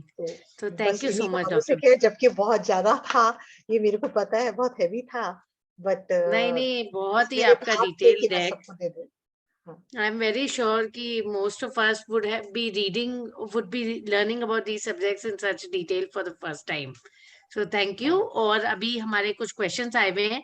So Dr. Vibha, you can stop sharing your screen. Okay, fine. I'll do that. हाँ. So Dr. Abha is raising hand. So Dr. Abha, you can ask your question. जय जिनेन्द्र, बहुत ही अच्छा session था। और मतलब जो आप कह रही हैं कि नमोकार मंत्र हम सभी को पता था, बट अभी जो आपने बताया उसके बाद ये समझ में आया कि हम लोगों को कितना पता था, मतलब हम जैसे लोगों को कितना पता था। मेरा क्वेश्चन यहाँ पर है कि आपने जैसे बताया कि केवली भगवान और तीर्थंकर भगवान में जो अंतर है, तो केवली भगवान के लिए भी नामकर्म का उदय होता है, मतलब उनके भी जो पहले से ऐसा जो हमने तीर्थंकर भगवान के लिए देखा अलग अलग तरह के अतिशय, वो भी होते हैं? नहीं, ऐसा है जो देखिए अलग अलग जब होंगे, जैसे विदेश क्षेत्र से जा रहे हैं, एक छोटे सी बात में समझते हैं, जिनके 5 कल्याणक हैं, तो उनके तो ये देखिए जो 34 अतिशय है वो तो कौन से हैं, केवल ज्ञान के हैं उसमें, परंतु जन्म के जो अतिशय हैं वो तो नहीं होंगे ना, वो नहीं होंगे, उनको बाद में सम्मिलित हुआ और आगे हुआ। तो ये डिपेंड करता है कि उनके कितने कल्याणक हैं, उस तरह से उनके अतिशय होंगे। तो प्रश्न ये ये नहीं जरूरी है, नहीं है सबके होंगे। प्रश्न ये नहीं है, प्रश्न ये नहीं है, क्या जहाँ तक मैंने समझा है प्रश्न इनका ये अच्छा, है हो सकता है कि मैं गलत सामान्य समझी। केवली, हाँ सामान्य केवली और तीर्थंकर केवली में क्या अंतर अच्छा, है, क्या उसके लिए कह रहे हैं कि क्या उनके जी। भी अतिशय होते हैं। तो ये तो आपने बताया ही था कि जो सामान्य केवली हैं उनके जन्म के और देवकृत और ये सब जो अतिशय हैं वो उनके नहीं होते हैं। वो अतिशय तो जब तीर्थंकर प्रकृति का बंध किया है तो उसमें होते हैं। अब डॉक्टर विभा उसके आगे की बात बता रही हैं कि जो विदेह क्षेत्र से जाते हैं उनकी क्या क्या कितने कल्याण हो सकते हैं, और जो हमारे भरत क्षेत्र के तीर्थंकर होते हैं उनके तो सभी के 5 कल्याणक होते हैं, पर जो भरत क्षेत्र उसके विदेह क्षेत्र के हैं उनके 3 या 2 भी हो सकते हैं। ये है जी। और मेरा एक और क्वेश्चन था, हमने सम्यक प्रकृति का नाम इसमें लिया था, तो एक नॉर्मल मतलब जो हम मुनिराज अगर धर्म नहीं पालन कर रहे हैं तो उनको भी सम्यक प्रकृति हो सकती है? नहीं, अगर वो मुनिराज च्युत को हो तो गए हैं, हाँ सॉरी अंकल आप बताइए। नहीं आप बताएं। नहीं, अगर नहीं वो बताइए। च्युत हो गए हैं, अगर वो च्युत हो जी। गए हैं सम्यक दर्शन से, तो फिर मुनि भी नहीं कहलाने योग्य रह मुनि भी गए नहीं ना। नहीं कहलाएंगे। नहीं, मतलब आप, मेरा कहने का मतलब है हम नहीं में आप आप में तो से किसी को जो कि नहीं, मुनिराज अगर धर्म अभी नहीं अंगीकार कर पाए हैं, उनको सम्यक प्रकृति हो सकती है क्या?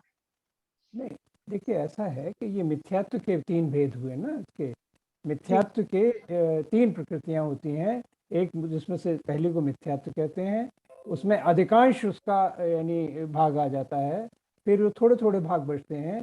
तो एक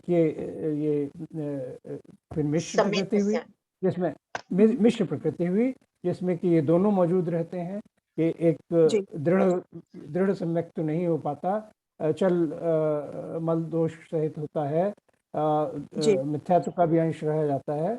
और फिर तीसरी सम्यक प्रकृति है जिसमें कि बहुत कम मिथ्यात्व रह जाता है। मिथ्यात्व का केवल नाम मात्र का रह जाता है, लेकिन पूर्णतया सम्यक तो नहीं हो पाता है, तो वो सम्यक प्रकृति है। तो उसमें जब ये तीनों समाप्त हो जाती हैं तो वो चौथे गुण स्थान तभी प्राप्त होता है जब ये तीनों समाप्त हो जाते हैं। तो अगर आपको सम्यक तो हो गया है तो ये इसमें इम्प्लाइड है, इम्प्लिसिट है कि तीनों का नाश हो गया है, तभी आपको सम्यक।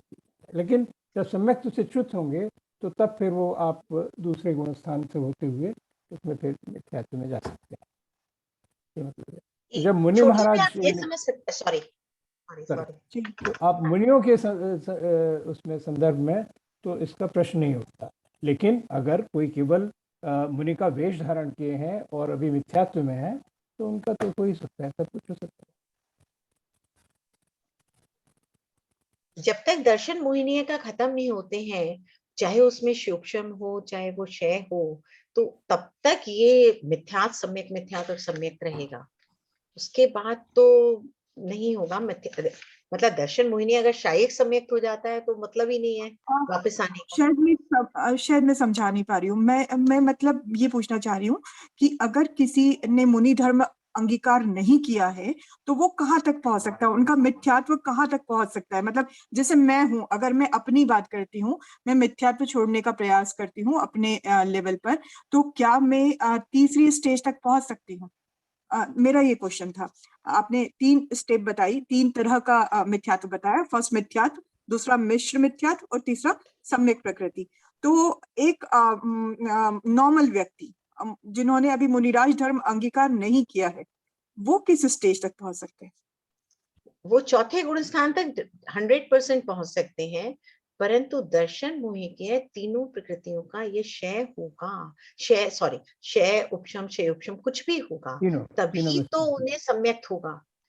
तो सम्यक्त जब हो गया तो यहाँ पे ये जो दर्शन मोहिनी का अगर अभी थोड़ा सा भी उदय है तो आपका जो सम्यक प्रकृति, जो तीसरा डिविजन है, उसमें चलमल आकार दोष लग रहे हैं, इसलिए उसे पूर्ण सम्यक्त नहीं माना जाएगा।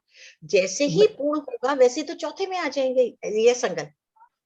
मैं इनका जी। प्रश्न समझ गया। देखिए, आप बार बार मुनि महाराज का नाम ले रही हैं, इसका मतलब ये है कि आप कह रही हैं कि छठा गुण स्थान हमारा नहीं हुआ है, ये मतलब हुआ ना, है ना। मुनि का छठा सातवां गुण स्थान होता है, उसमें बराबर वो पेंडुलम की तरह से झूलते रहते हैं। तो उससे पहले तो पांचवा भी हो गया, जिसमें कि व्रत धारण शुरू हो गया, है ना। एक देश संयम धारण कर लिया, वो पांचवा गुण स्थान होता है, जिसमें कि विभाजी ने बताया कि आर्यिकाएं और प्रतिमाधारी श्रावक श्राविकाएं होते हैं, है ना। चौथा गुण स्थान है जिसमें अविरत अवस्था है, उसमें कोई व्रत धारण नहीं किया है, क्योंकि उसमें अप्रत्याखान आवरण कर्म का उदय है ना। तो व्रत धारण नहीं किया है पर सम्यक्त हो गया है, चाहे वो क्षयिक सम्यक्त है या फिर औपशमिक सम्यक्त है या फिर क्षयोपशमिक। तो वो तीनों तरीके से सम्यक्त से हो सकता है, पर उनका जो इम्पैक्ट है, उनका जो स्वभाव है, वो एक ही तरह का है। अब क्षयिक में हम सदैव के लिए समाप्त हो गया, क्षयोपशम में कुछ का क्षय हुआ है, कुछ का उपशम हुआ है, और औपशमिक जो है उसमें सिर्फ वो बैठ गया है और वो फिर ऊपर निकल के आ सकता है। तो ये सब सारी बातें हैं। तो अब सम्यक तो नहीं हुआ है तो फिर तीसरे गुण स्थान में रह सकते हैं, है ना। तो तीसरे गुण स्थान में तो वो आप पूछ रही थी कि क्या सम्यक प्रकृति का उदय हो सकता है? हाँ, बिल्कुल हो सकता है। तीसरा तो चौथे से भी पहले हो गया ना। जी जी जी जी। अब आपके शंका का समाधान हो सका कि नहीं? अब मुझे समझ में आया जी। डिफरेंट वे में अंकल, डिफरेंट वे में ये मिथ्यात्व, सम्यक मिथ्यात्व और सम्यक प्रकृति, ये जो 3 दोष हैं, ये हमारे साथ किस गुण स्थान तक रहते हैं? नहीं, दोष नहीं कहिए, दोष इनको नहीं दोष है। नहीं कहिए। ये दर्शन मोहिनी की 3 प्रकृतियां हैं। हाँ। और ये तीसरे गुण स्थान से जब आप आगे जाते हैं तो तब ये समाप्त हो जाती हैं, ये इनका उदय नहीं रहता है ना। उदय नहीं रहता है। क्षयिक अगर होगा तो क्षय हो जाएगा, तो उदय में नहीं रहते हैं, चाहे वो क्षयिक होने के कारण हो या फिर क्षयोपशमिक होने के कारण हो या औपशमिक होने के कारण हो, है ना। तो they are not in operation, they are not manifesting themselves. तो चौथे गुण स्थान ऑनवर्ड ये नहीं होती। फाइन। और भी किसी के प्रश्न? एक क्लियर? मुझे लग नहीं रहा कि शायद क्लियर है। नहीं उतना नहीं उतना क्लियर हो गया। तो मैं एक चैट में क्वेश्चन देखने लग गई थी, वो जितना है, मतलब देखिए ये टॉपिक हमारे लिए बहुत डीप है क्योंकि ये इतनी सारे भेद है, और ये तो पहली बार मैंने उनमें जाना आवश्यक नहीं है। उनमें जाना नहीं आवश्यक नहीं, अभी नहीं जाना आवश्यक है, रुचि के ऊपर है, जा सकते हैं, लेकिन पहले ब्रॉड स्ट्रोक्स में तो समझे ना। ब्रॉड स्ट्रोक में पहले समझ लें तो उसमें अगर हम इसमें ब्रॉडली जाके भी क्या होगा? समझेंगे, अगर ब्रॉडली समझेंगे तो हमें नमोकार मंत्र की महत्ता समझ आएगी कि हम कौन से जीव को नमस्कार कर रहे हैं जिन्होंने इतने कर्मों का नाश कर लिया, ये प्रकृतियां नाश कर ली, ऐसे ऐसे करा। तो जब उनकी गुण नजर आएंगे तब हमारा जो मस्तक झुकेगा वो रियलिटी में झुकेगा, नमन होगा। ये नहीं कि हाँ मम्मी ने सिखाया, पापा ने सिखाया और ऐसे जाके करना है। तो बच्चा जब करता है तो वो ऐसे करता है, बट हमें अंदर से भाव उठेंगे कि मैं उस जीवात्मा को नमस्कार कर रहा हूँ जिन्होंने इतने गुण प्रकट कर लिए और इसके जो लिए मेरे में मैं है और मैं प्रकट नहीं कर पा रहा। जी मेरा एक सुझाव है हाँ जी। कि पंच महागुरु भक्ति के 5 गाथाएं हैं, उनको आप पढ़ लीजिए तो आपकी समझ में सब आ जाएगा कि क्या है, हर एक के क्या गुण हैं। द्रव्य संग्रह की भी बड़ी सुंदर गाथाएं हैं, लेकिन फर्क इतना है कि पंच महागुरु भक्ति का लिखा आचार्य कुंद का है और द्रव्य संग्रह आचार्य नेमिचंद्र सिद्धांत देव का है। तो उनके स्तर में भी फर्क है, उनकी काव्य क्षमता में भी फर्क है, उनकी शब्द चयन में भी फर्क है। तो पंच महागुरु भक्ति में आप देखें इतना सुंदर है वर्णन। अब मुझे पता नहीं कितना लोगों में अभी धैर्य बचा है, तो अगर आप अनुमति दें तो मैं आपको बताता हूँ। बताइए अंकल प्लीज। तो मैं पहले भी इसका उल्लेख कर चुका हूँ क्योंकि मुझे ये बहुत पसंद है। तो अरिहंत परमेष्टि से शुरू होता है, जैसा कि है कि घण घाय कम महणा तिहवण वर भव्य कमल मत्तंडा अरिहा अनंतणाणी अणुवम सोखा जयंत जय। मतलब ये कि घण घाय यानी घातिया कर्मों का जो सघन पुंज था उसको जिन्होंने नष्ट कर दिया है, नष्ट कर दिया। तिहवण यानी तीनों लोकों के, तीनों भुवनों के, वर भव्य कमल मत्तंडा जो भव्य जीव हैं, जो श्रेष्ठ भव्य जीव हैं, उनको जैसे सूर्य विकसित करता है कमलों को, इस तरह से उनकी जो संभावनाएं हैं भव्यता की उनको विकसित करते हैं। यहाँ पे उनके हितोपदेशत्व का संकेत किया जा रहा है। अरिहा अनंतनानी, अरिहा अरहंत, अनंतनानी अनंत ज्ञान है ना। तो क्या हुआ, तो तीनों के जो उनके गुण हैं, 3 गुण जो उनके मुख्य होते हैं, वीतरागता और हितोपदेशता और फिर उनका अनंत ज्ञान, सर्वज्ञता, तो ये सब आ गया। तो इसके कारण फिर अणुवम सोखा, जिन्होंने अनुपम सुख प्राप्त कर लिया है, ऐसे अरहंत भगवान जयंत यानी उनकी जय हो। कहाँ? जय, जगत में उनकी जय। तो ये अरहंत परमेष्टि की स्तुति हुई। फिर सिद्धों की आप देखें, अट्ठवे कम वेला निठ्ठे कज्जा पणत्थ संसारा दिट्ठ सैलत्थ सारा सिद्धा सिद्धिम मम दिसंतु। यानी अष्टविधि, 8 तरह के जो कर्म हैं, वेला उनसे विकल हैं, उनसे अलग हो गए हैं, जिनकी आत्मा से वो 8 कर्म अलग हो गए हैं। निठ्ठे कज्जा, जिन्होंने जो उनका कार्य था उसको पूर्ण कर लिया है, अब कोई कार्य नहीं करना है, मन वचन काय की किसी भी तरह की कोई उनकी का योग नहीं होना है। निठ्ठे कज्जा, पणट्ठ संसारा, प्रकृष्ट रूप से जिन्होंने संसार को नष्ट कर दिया। संसार का मतलब ये हुआ कि ये आवागमन जिन्होंने अपना समाप्त कर दिया है, अब कोई उनसे मतलब नहीं है। फिर दिट्ठ सैलत्थ सारा, जो सकल अर्थ है सभी पदार्थों का, वो उन्होंने देख लिया है, यानी जो देख सकते हैं सभी का, यानी उनकी जो सर्वज्ञता अनंत ज्ञान के प्रकट होने के कारण। और फिर सिद्धा सिद्धिम मम दिसंतु, तो ऐसे जो सिद्ध भगवान हैं वो मुझे सिद्धि प्राप्त करने का मार्ग दिखाएं। फिर आते हैं हम आचार्य परमेष्टि पे। पंच महव्वय तुंगा तत्काले सपर समय सुध धारा राणा गुणगण भरिया आयरिया मम पसीदंतु।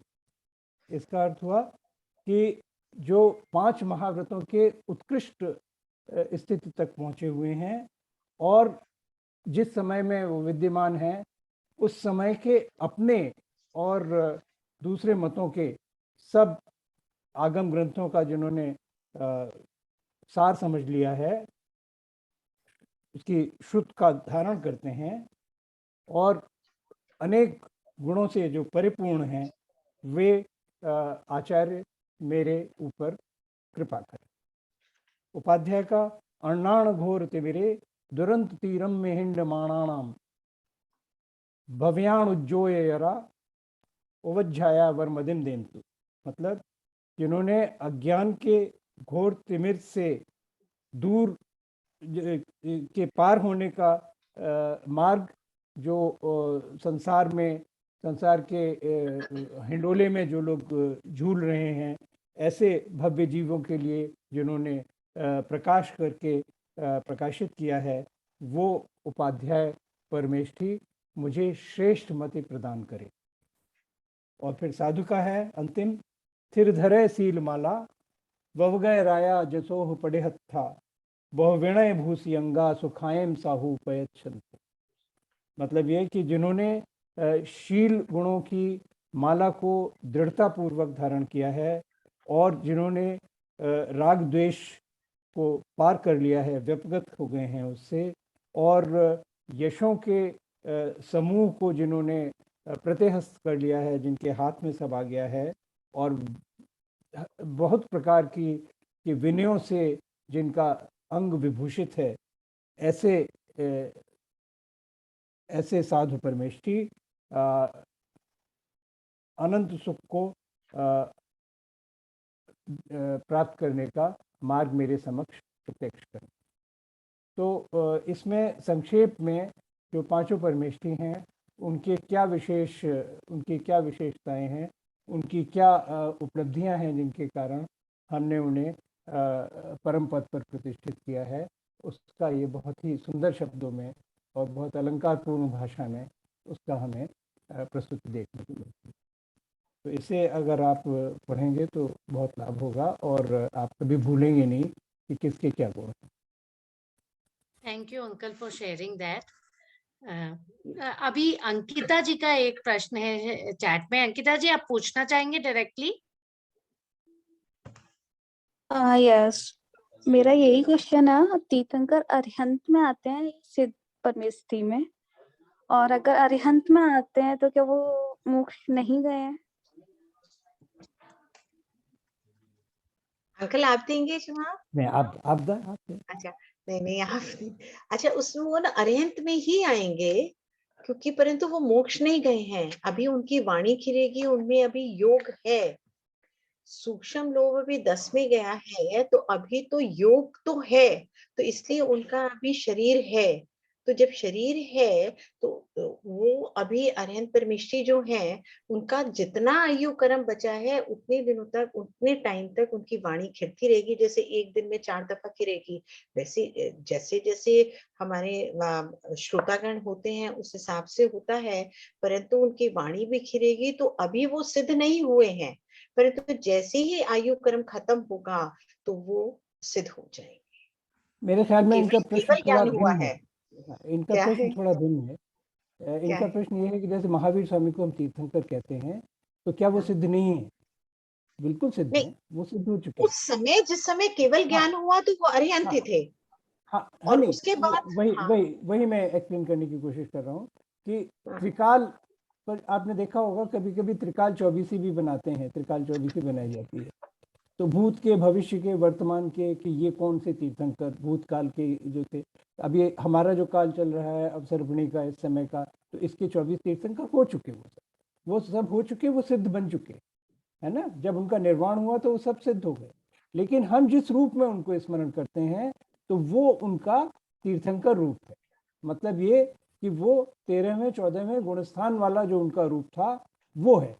14वें गुणस्थान का तो अंतर मुहूर्त का समय होता है, बहुत कम, बहुत संक्षिप्त होता है। तो 13वें का ही आप समझ लीजिए कि जब वो हितोपदेशता होती है, उनकी वाणी खिलती है। 14वें में तो सब योग निरोध हो जाता है। योग निरोध हो जाता है, वो कुछ बोलते बोलते नहीं, कुछ उनका वाणी नहीं खिरती है, तो वो अलग बात है।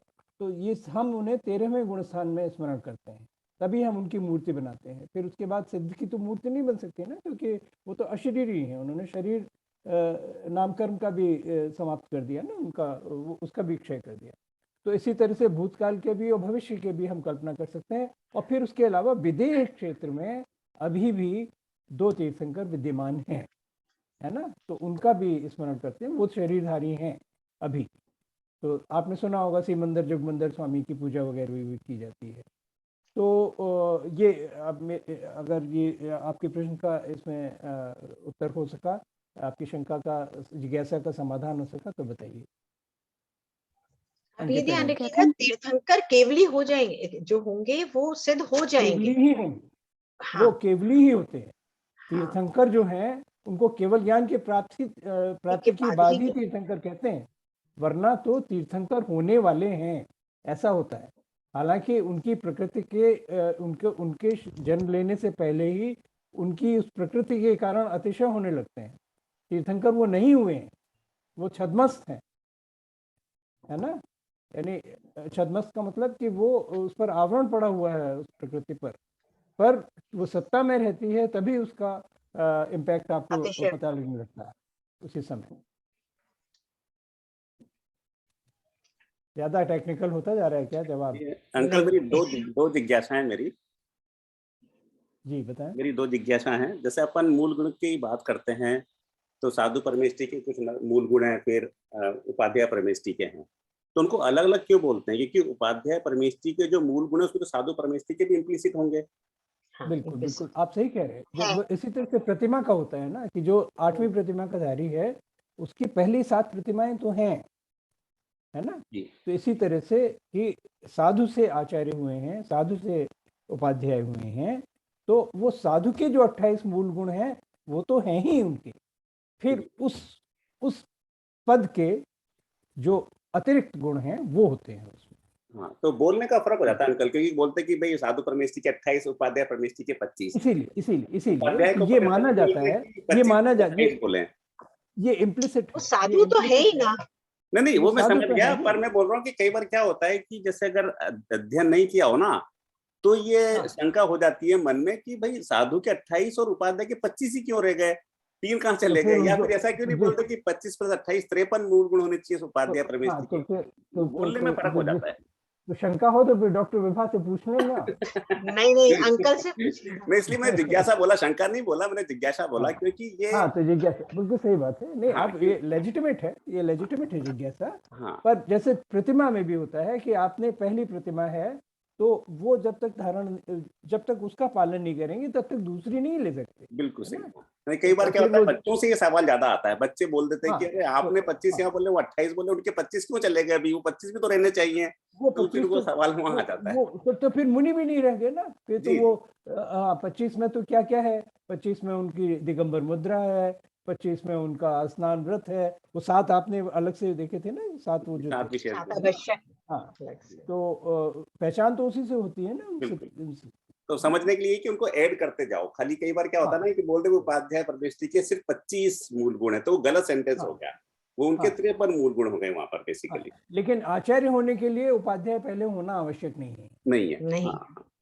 तो वो तो अंकल वो भी हो गया ना, साधु परमेष्ठी से आप सीधे अरिहंत भी बन सकते हो, आपको उपाध्याय आचार्य बनने की जरूरत नहीं। बिल्कुल कुछ भी होने की जरूरत नहीं है। 2 कैटेगरी कर दी। ऐसे कहीं पे नहीं लिखा है कि आचार्य के हुए बिना आप वो केवली नहीं मिल सकते। बिल्कुल, तो हमने 2 कैटेगरी हो गई परमेष्ठी की। अगर आप तीर्थंकरों को देखें तो वो कभी आचार्य नहीं बने। सही, वो कभी उपाध्याय भी नहीं बने। हाँ उन्होंने तो अपने परमेष्ठी में 2 कैटेगरी हो गई, एक तो साधु परमेष्ठी हो गई और एक अपने भगवान परमेष्ठी हो गई। तो भगवान परमेष्ठी में साधु में तीनों आ गए। हाँ। और भगवान परमेष्ठी में है कि आपको अरिहंत तो बनना ही पड़ेगा, आप सिद्ध नहीं बन सकते सीधे। नहीं भगवान क्या मतलब मेरा कहने का मतलब कि अरिहंत भगवान और सिद्ध भगवान, वो 2 परमेष्ठी जो है, भगवान परमेष्ठी बोल रहा हूँ मैं उनको, कि वो उस कैटेगरी में है।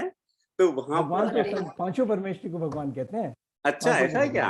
अच्छा, आपने सुने आचार्य भगवंत ये बोलते भगवान थे, पर मेरा भगवान से मतलब है कि अपने शुद्ध रूप आत्मा जो है जो एकदम शुद्ध रूप आत्मा है, परमात्मा परमात्मा परमात्मा परमात्मा, बिल्कुल सही कहा। परमात्मा। तो वहां तो स्टेज फिक्स है कि अरिहंत बनोगे तभी सिद्ध बन सकते हो, आप सीधे सिद्ध नहीं जा सकते।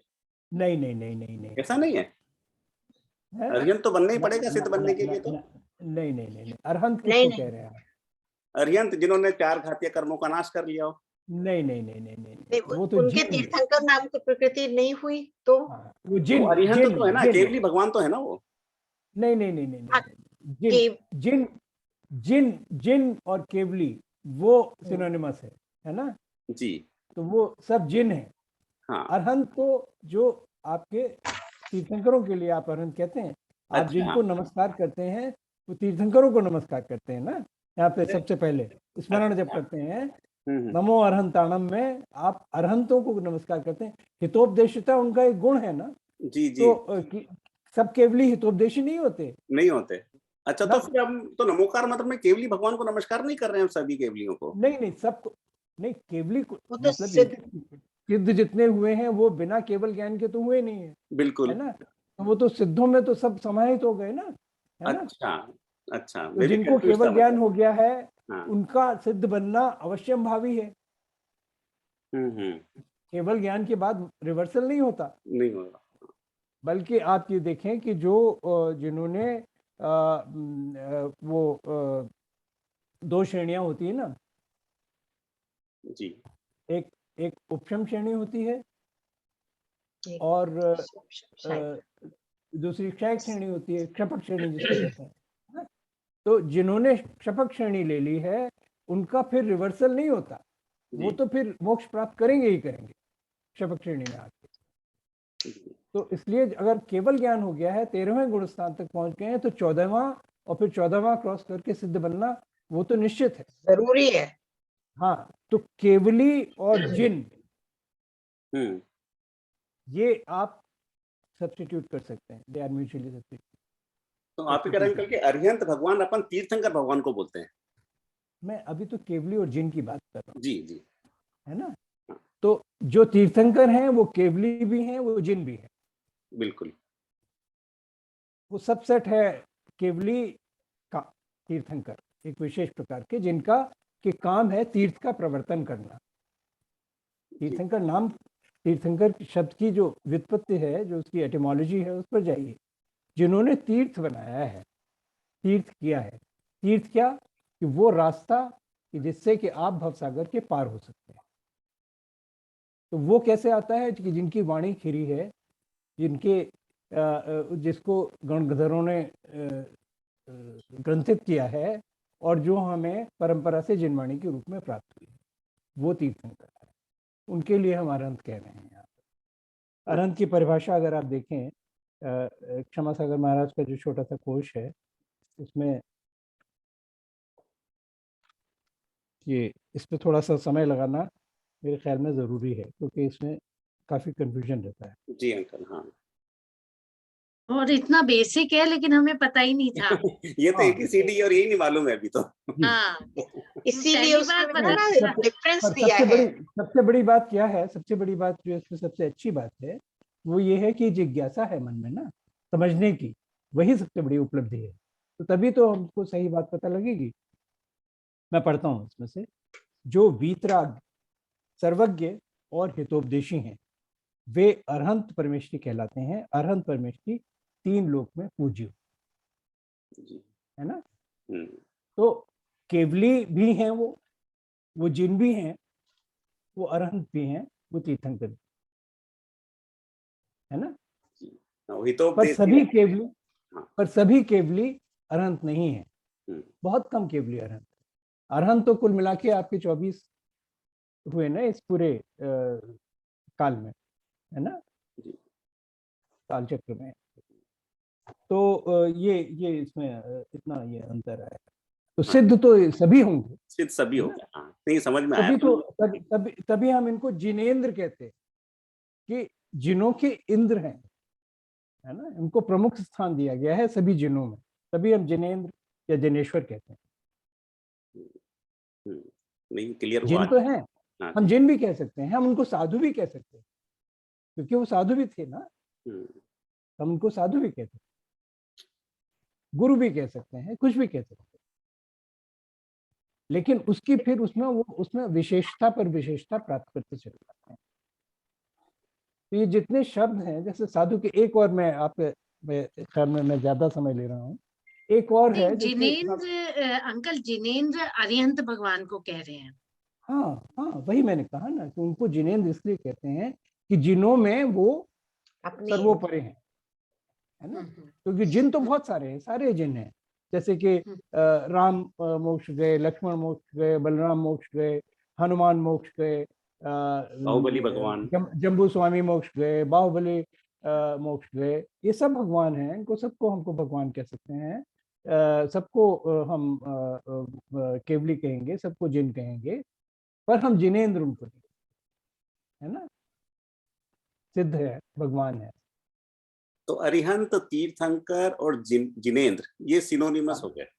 हाँ, ये ठीक जी अंकल, ये क्लियर हुआ। मैं अरिहंत को हमेशा सिंपल केवली भगवान समझ रहा था अभी तक। नहीं, सारे केवली नहीं, वो सारे था, केवली। हाँ। अच्छा, एक बात मैं और आप लोगों के सामने रखना चाहूंगा कि बहुत सारे शब्द हैं जिनको कि हम पर्यायवाची के रूप में इस्तेमाल करते हैं, पर उनका एक विशेष अर्थ होता है, वो हमें जानना जरूरी है। साधु के संदर्भ में क्या है?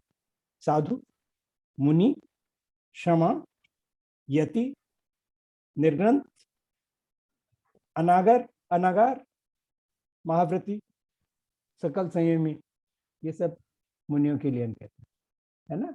सबको कर सकते, कह सकते हैं कि एक, पर हर एक का एक विशेष है, एक एक करके चलो। साधु वो जो साधक हो, जो साधना करे, वो साधु, शाब्दिक अर्थ हुआ है। मुनि वो जो मौन धारण करे, मुनि वो। श्रमण वो जो मोक्ष प्राप्ति के लिए श्रम करे, पुरुषार्थ करे। यति वो जो मोक्ष प्राप्ति के लिए यत्न करे, यत्न से यति बना। निर्ग्रंथ वो जो अंतरंग बहिरंग परिग्रहों से मुक्त। अनागार वो जो गृह त्यागी हो। महाव्रती वो जो 5 महाव्रतों का धारक हो। और सकल संयमी जिसने पूर्ण संयम प्राप्त कर लिया। तो ये हम अगर बहुत स्पेसिफिक जब हो जाएं, तो जब मौन धारण किए हैं तब मुनि हैं, अन्यथा मुनि नहीं है। लेकिन लूजली हम उनको मुनि कहते हैं।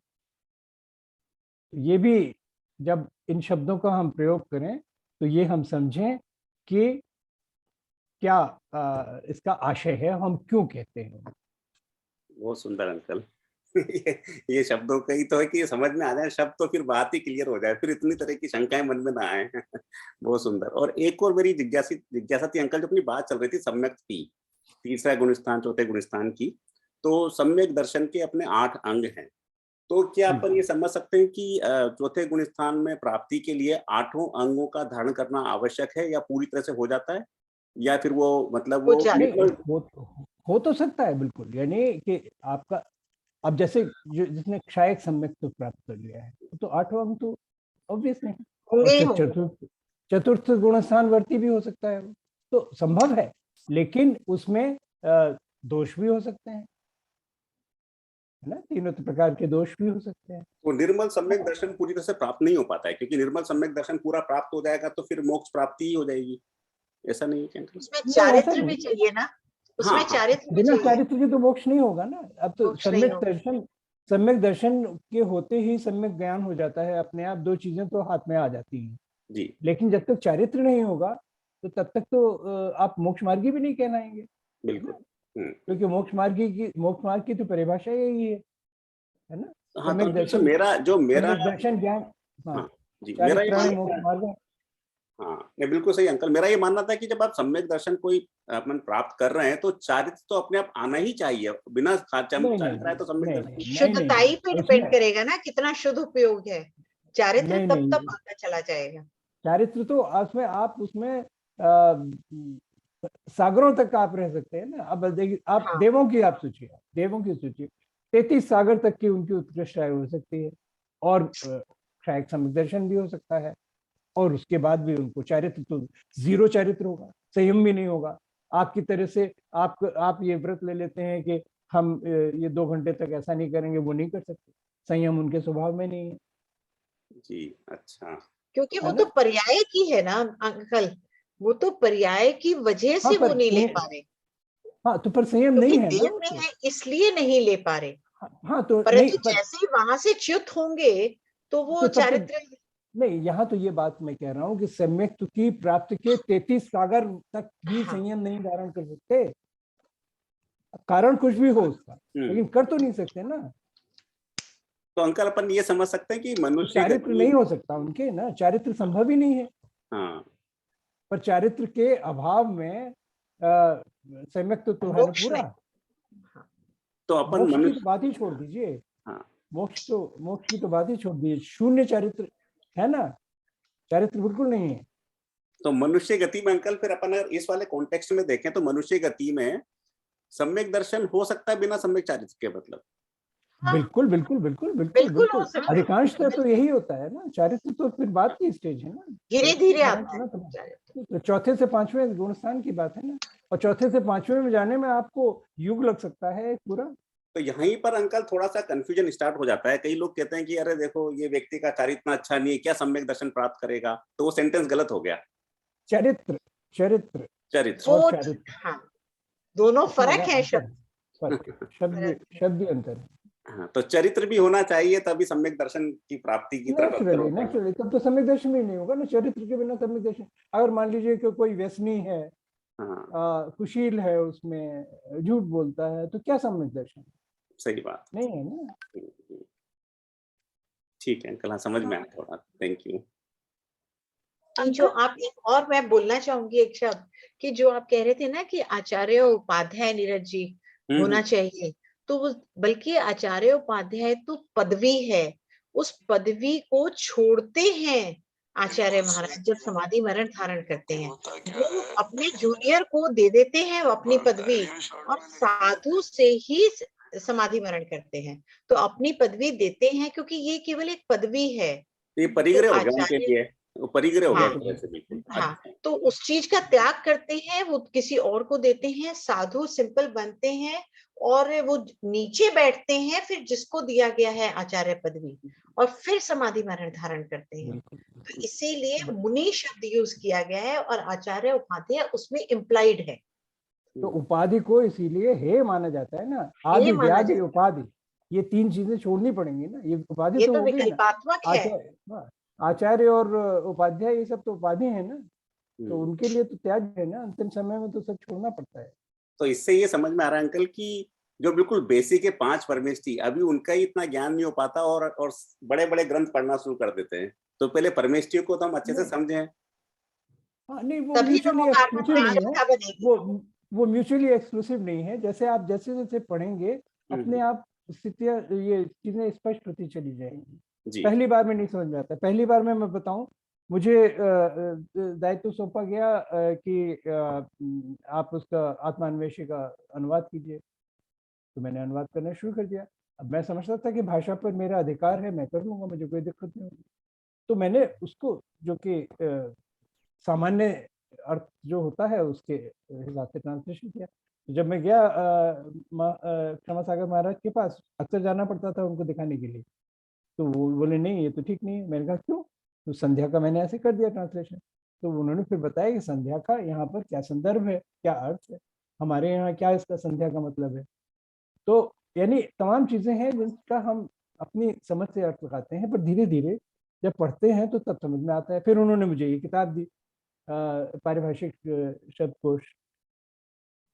तो फिर मैंने ये शिकायत की कि इसमें तो जो आपने समझाया है वो मेरे लिए अधिक कठिन है, कि आप जो व्याख्या कर रहे हैं, जिसकी आप डेफिनेशन दे रहे हैं, वो मेरे लिए ज्यादा मुश्किल है, वो मेरी कुछ समझ में नहीं आता, क्योंकि मैंने पढ़ा नहीं है, फेमिलियर नहीं हूँ। धीरे धीरे धीरे धीरे धीरे धीरे सब उसके रहस्य खुलने लगे, अब समझ में आता है। तो मैं इससे सहमत नहीं हूँ कि पहले ये आप समझ लीजिए तब आप आगे बढ़िए। जी, जैसे जैसे आप पढ़ते रहेंगे हाँ। धीरे धीरे चीजें समझ में आती रहेंगी। तो रिवीजन करते रहे अपन, पुरानी नॉलेज का रिवीजन नहीं, करते रिवीजन नहीं, नया भी आप पढ़ते रहिए, नया नया भी। पढ़ते रहिए, तो उसको जब एक्सप्लेन किया जाएगा तो आपकी जो पुरानी शंकाएं हैं, पुरानी जो जिज्ञासाएं हैं आपकी, वो स्वतः उनका समाधान होता रहेगा। बिल्कुल। तो आप इससे डिटर मत होइए कि ये हमने नहीं पढ़ा है इसलिए हम द्रव्य संग्रह नहीं पढ़ सकते, या इससे हम इष्टोपदेश नहीं पढ़ सकते। पढ़ सकते हैं, पढ़ेंगे, पहली बार पढ़ेंगे 10% समझ में आएगा, दूसरी बार पढ़ेंगे 25% समझ में आएगा। धीरे धीरे बार बार पढ़िए, उससे कुछ जाता तो है नहीं, है ना। सही है। हर बार कुछ नया ही मिलता है, आप जब डुबकी लगाएंगे तब एक नया रत्न लेकर आएंगे उसमें। मैं अपन बेसिक्स ऑफ जैनिज्म की सीरीज चला रहे हैं, बहुत सीखने को मिल रहा है, ऐसा ये लगता है कि हमने कुछ तो सीखा अभी आप हुआ है। देखिए ना, एक पूरा रिफ्रेशर कोर्स कर दिया आज विभा जी ने। हाँ, जो जिनकी इनके मैंडेट में जो नहीं था, वो भी उन्होंने इतने विस्तार से सब कर्मों के बारे में बता दिया, तो ये सारा आपका रिवीजन हो गया। उसमें सब सारे धर्म भी आ गए, दशलक्षण का भी विवेचन हो गया। तो इस तरह से ऐसे अवसर आते रहेंगे। हमारे पास इतने विद्वान सब सदस्य हैं, और वो नए नए पर्सपेक्टिव्स लेकर आते हैं और नए नए तरीके से आपको समझाते हैं, और धीरे धीरे करत करत अभ्यास के जड़मते हो जान, तो हमारे सबकी समझ में आने लगेगा। रिवीजन ही नहीं, ये तो नहीं सीखने को भी मिला, आज बहुत कुछ सीखने को मिला। नहीं इतना बहुत सारा बहुत पता चला। गागर में सागर भर दिया इन्होंने। हाँ, बिल्कुल। नहीं बिल्कुल। अंकल, ऐसा एक कुछ नहीं है, ऐसा कुछ ये तो नहीं है। है ही डॉक्टर विभा। एक आखिरी क्वेश्चन है अंकिता जी का, और वो हम हाँ, आखिरी क्वेश्चन देके क्लोज कर रहे हैं। अरिहंत और केवली सेम है या उनमें कोई माइनर डिफरेंस है? हाँ जी अंकल, आप बता रहे हैं। नहीं, आप ही बताइए। अरिहंत और केवली, अभी अभी अंकल ने बताया। केवली वैसे कहते किसे हैं, चलिए हम इसे थोड़ा लॉजिकल समझते हैं, क्योंकि मेरे को लग रहा है काफी कंफ्यूजन है। केवली उसे कहते हैं जिनको केवल ज्ञान हो गया। हमने अभी पढ़ा था कि कौन कौन से, जो केवल ज्ञान किसे कहते हैं, जिसमें जिस समय ज्ञानावरण कर्म का क्षय हुआ है, और जो मेरे वस्तु का स्वभाव है, जो आत्मा का स्वभाव है, जो आत्मा के गुण है, वो सारे प्रकट हो गए हैं। ठीक है, अभी मैं रिलेटिवली बात कर रही हूँ, अभी योग अवस्था है, 13वां गुण स्थान है, वो चीज है नहीं कह रही। परंतु आप देखिए उसमें क्या हुआ, समस्त जीवों के समस्त पर्याय, तीनों कालों की, ठीक है, दिखाई दे रही हैं। तो और उनको युगपत दिखाई दे रही है, नहीं कि एक पर्याय के बाद दूसरी, दूसरी के बाद तीसरी दिखाई दे रही है। सारी की सारी पर्याय सभी समस्त जीवों की समस्त कालों की उनको इकट्ठी दिखाई दे रही है। तो आप बताओ, केवल ज्ञान किसे हुआ, किसको हुआ? क्या अरिहंत भगवान को हुआ, सिद्ध भगवान? एक दफा अगर हम लॉजिकल समझेंगे तो शायद ये कंफ्यूजन खत्म हो जाएगा। केवल तीर्थंकर भगवान को इसलिए छोड़ दीजिए क्योंकि वो एक तीर्थंकर नाम कर्म की प्रकृति है, और वो नाम कर्म की प्रकृति जब उदय में आएगी तो वो तीर्थंकर बनेंगे, परंतु उन्हें केवल ज्ञान भी हुआ, उनकी वाणी खिरी।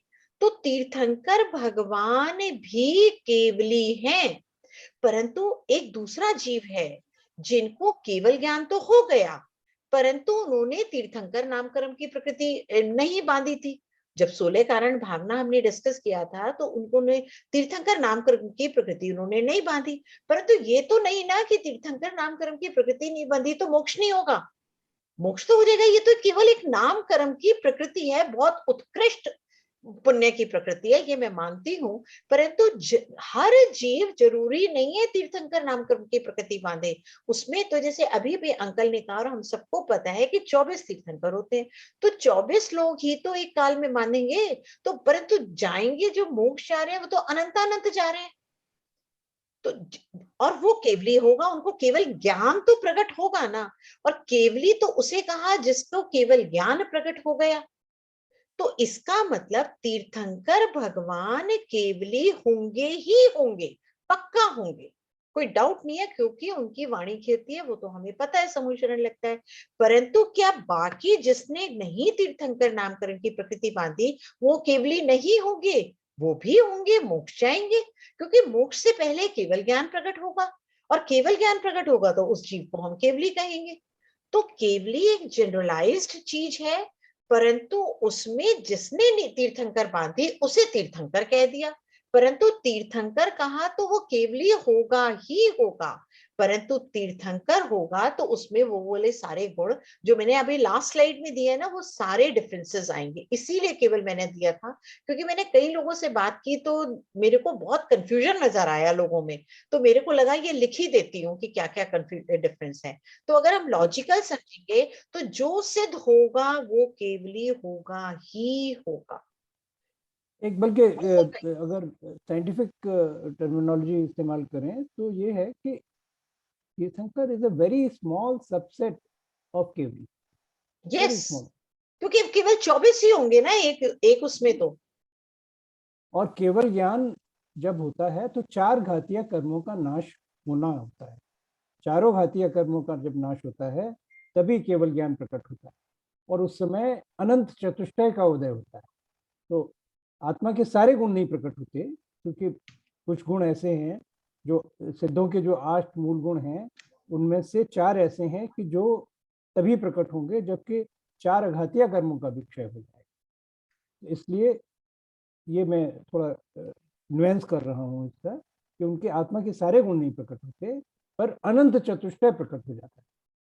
क्योंकि वो आपने 1-to-1 लिंकेज भी दिखाया था विभाजी ने कि दर्शनावर्णीय किसके के क्रम से कौन सा गुण प्रकट होता है, और ज्ञानावर्णीय के कौन से होगा, और वेदनीय के से अव्याबाधत्व होगा, और उसके अंतराय के से अनंत वीर।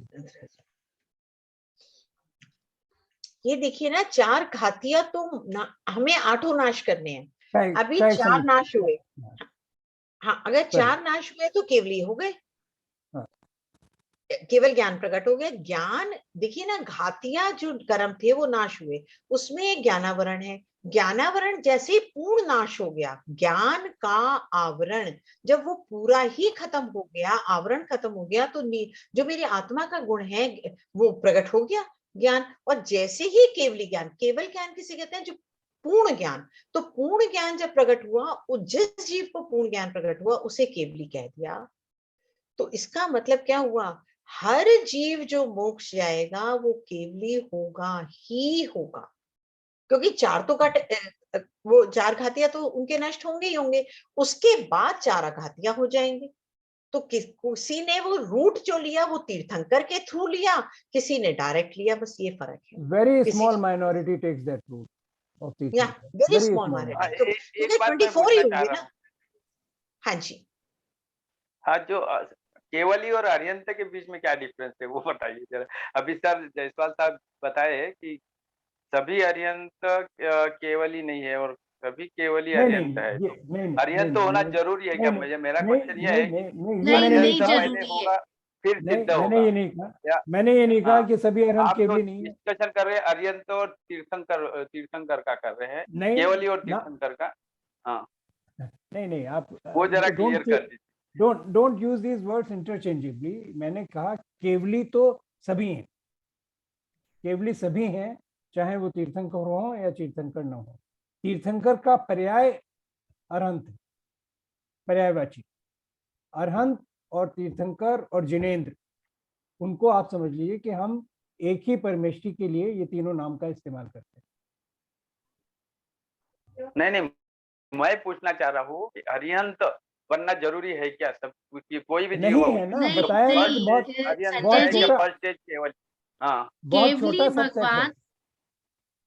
बहुत छोटा सबसेट है। केवली बहुत बड़ा यूनिवर्स है, उसका बहुत छोटा सा सबसेट है जिसमें 24 तीर्थंकर आते हैं। तो सबके लिए बनना जरूरी है। तीर्थंकर के बारे में है ही नहीं, वो तो मेरा कॉन्सेप्ट क्लियर है कि सभी तीर्थंकर अरिहंत है, और अरिहंत सभी अरिहंत सभी क्या बोलते, सभी केवली तीर्थंकर नहीं है, वो बराबर है सर। तो क्या प्रश्न है आपका? प्रश्न ये है कि केवली और अरिहंत। हाँ संजय जी, मैं एक लाइन में आपको बता देती हूँ, केवली वो है। हाँ जी, बनना ही पड़ेगा, फिर मोक्ष जा सकता नहीं हूँ नहीं बनना या पड़ेगा, केवली नहीं भगवान बनना नहीं, पड़ेगा। हाँ, वो केवली बिल्कुल भ- नहीं। केवली जो है उनको केवल ज्ञान हो जाता है, तो हाँ। केवल ज्ञान हो जाता है तो वो केवल ज्ञान अरिहंत भगवान को भी हो सकता है और सिद्ध, आप डायरेक्टली सिद्ध भी बन सकते हो। तो जो केवल ज्ञान अरिहंत भगवान होते हैं, जो अरिहंत भगवान मतलब तीर्थंकर सेम, वो केवल 24 होते हैं। तो केवल ज्ञान तो सभी को हो जाता है, मतलब जो भी वहां तक पहुंचते हैं उनको हो जाता है, तो सिद्ध बन जाते हैं सारे, और कुछ उसमें से अरिहंत बन जाते हैं। लेकिन अरिहंत बनने के लिए केवल ज्ञान होना जरूरी है, लेकिन केवल ज्ञान होने का मतलब ये नहीं है कि कोई अरिहंत बनेगा ही बनेगा, वो सिद्ध भी बन सकते हैं डायरेक्ट। नहीं, अगर प्रश्न को फिर से हाँ, संजय जी का प्रश्न ये से- है, हाँ उन्होंने जो लिखा है चैट में, प्रश्न ये है संजय जी का, क्या सिद्ध बनने के लिए अरिहंत बनना जरूरी है क्या? जी नहीं, जी प्रश्न नहीं, इसका उत्तर नहीं। ना है, केवल नहीं, नहीं, आप हाँ। केवली भगवान बन के भी सिद्ध बन सकते हैं, और अरिहंत बस। भगवान जो है तीर्थंकर भगवान का पर्यायवाची शब्द है। हाँ, बल्कि अधिकांशतः सिद्ध जो होते हैं वो तीर्थंकर नहीं होते हैं। हाँ, चॉइस ही होते हैं एक आधे काल चक्र में। तो ठीक है। मुझे लगता है आज बहुत ज्यादा एक्सटेंड हो गया सेशन, बट डॉक्टर विभा, एक तो आप ये अपनी इतना आपने हार्ड वर्क किया है इस प्रेजेंटेशन पे, आप हमें अपनी अपडेटेड प्रेजेंटेशन भेजिएगा। दूसरा, मैंने कभी इन टॉपिक्स को इतने विस्तार से नहीं पढ़ा है और इतना अच्छा समझाने वाला नहीं मिला है, और इतना इंटरेस्ट लेके मुझे लगता है कि ये जैनिज्म बेसिक्स की हमने गजब ही सीरीज स्टार्ट की है, कम से कम हमें थोड़ा सा बेटर नॉलेज हो जाएगी। तो thank you so much doctor Vibha. एक बात कहूंगा, मैं आपको इंटरप्ट करूंगा यहाँ पे, इस सीरीज का नाम चेंज करें, advance information of basic concept. नहीं, एडवांस और बेसिक में तो परस्पर विरोधाभास आ जाएगा। नहीं। अगर हम इसका ये रखेंगे तो एडवांस हमें नमोकार मंत्र पे कम से कम 8-10 सेशन चाहिए, कम से कम 8-10 सेशन चाहिए। एक एक चीज को जो एक एक स्लाइड पे एक एक सेशन होगा, तो तब उसका एक एक चीज पता चलेगा। अभी तो ये हुआ कि रीड कर दिया, इसके 10 हैं, इसके 15 हैं। अगर हम अतिशय को ही देखें तो अतिशय 34 अतिशय को समझाने में बहुत बहुत ही सुंदर चीज है कि वो अतिशय होते कैसे हैं, क्यों होते हैं, किस तरह होते हैं। मतलब मेरे को लग रहा है नमोकार मंत्र पे इतना श्रद्धान आपको आ जाएगा अगर उसकी एक एक नॉलेज पढ़ ली जाए, तो फिर हमें समझ आता है कि ऐसे भगवान को, ऐसे जीव को नमस्कार कर रही हूं मैं। तो जो भक्ति बनेगी आपकी उसके बाद, वो भक्ति ऐसे बन ही नहीं सकती। एब्सोल्युटली। तो thank you so much doctor Vibha. Kamal uncle, बहुत ही आपने अपने अपने वो और प्राकृत के ज्ञान से मतलब जो आपने, और वो मेरे को तो ये भी नहीं पता उन्हें क्या बोलते हैं, जो आपने बोला था उनका क्या वो है, लेकिन that also help us understand very well about the Panch Parmeshti. Thank you so much and all answering all the questions. And thanks for the active participation to the remaining participants. I know कि बाकी सब drop out हो गए हैं. We had so many, लेकिन आज session बहुत लंबा खिंच गया हमारा. तो thank you so much. Sunday late night, Dr. Vibha, Kamal uncle, Neeraj भैया, everybody. Thank you so much. Thanks Swati ji, ये आप ही का इनिशिएटिव है मेनली। नहीं थैंक यू। आप मेरे ख्याल से ये नीरज भैया भी बहुत सपोर्ट कर रहे हैं। हाँ, और जायसवाल अंकल तो है ही है, उनके लिए तो बोलने की जरूरत ही कुछ। उन्हीं की ब्लेसिंग से चल रहा है। तो आप दोनों जैसे गुरु चाहिए ताकि हम हमारी जिज्ञासाएं पूरी क्लियर कर सकें, नहीं तो वरना तो मजा नहीं है। वही इम्पोर्टेंट, वही थैंक यू।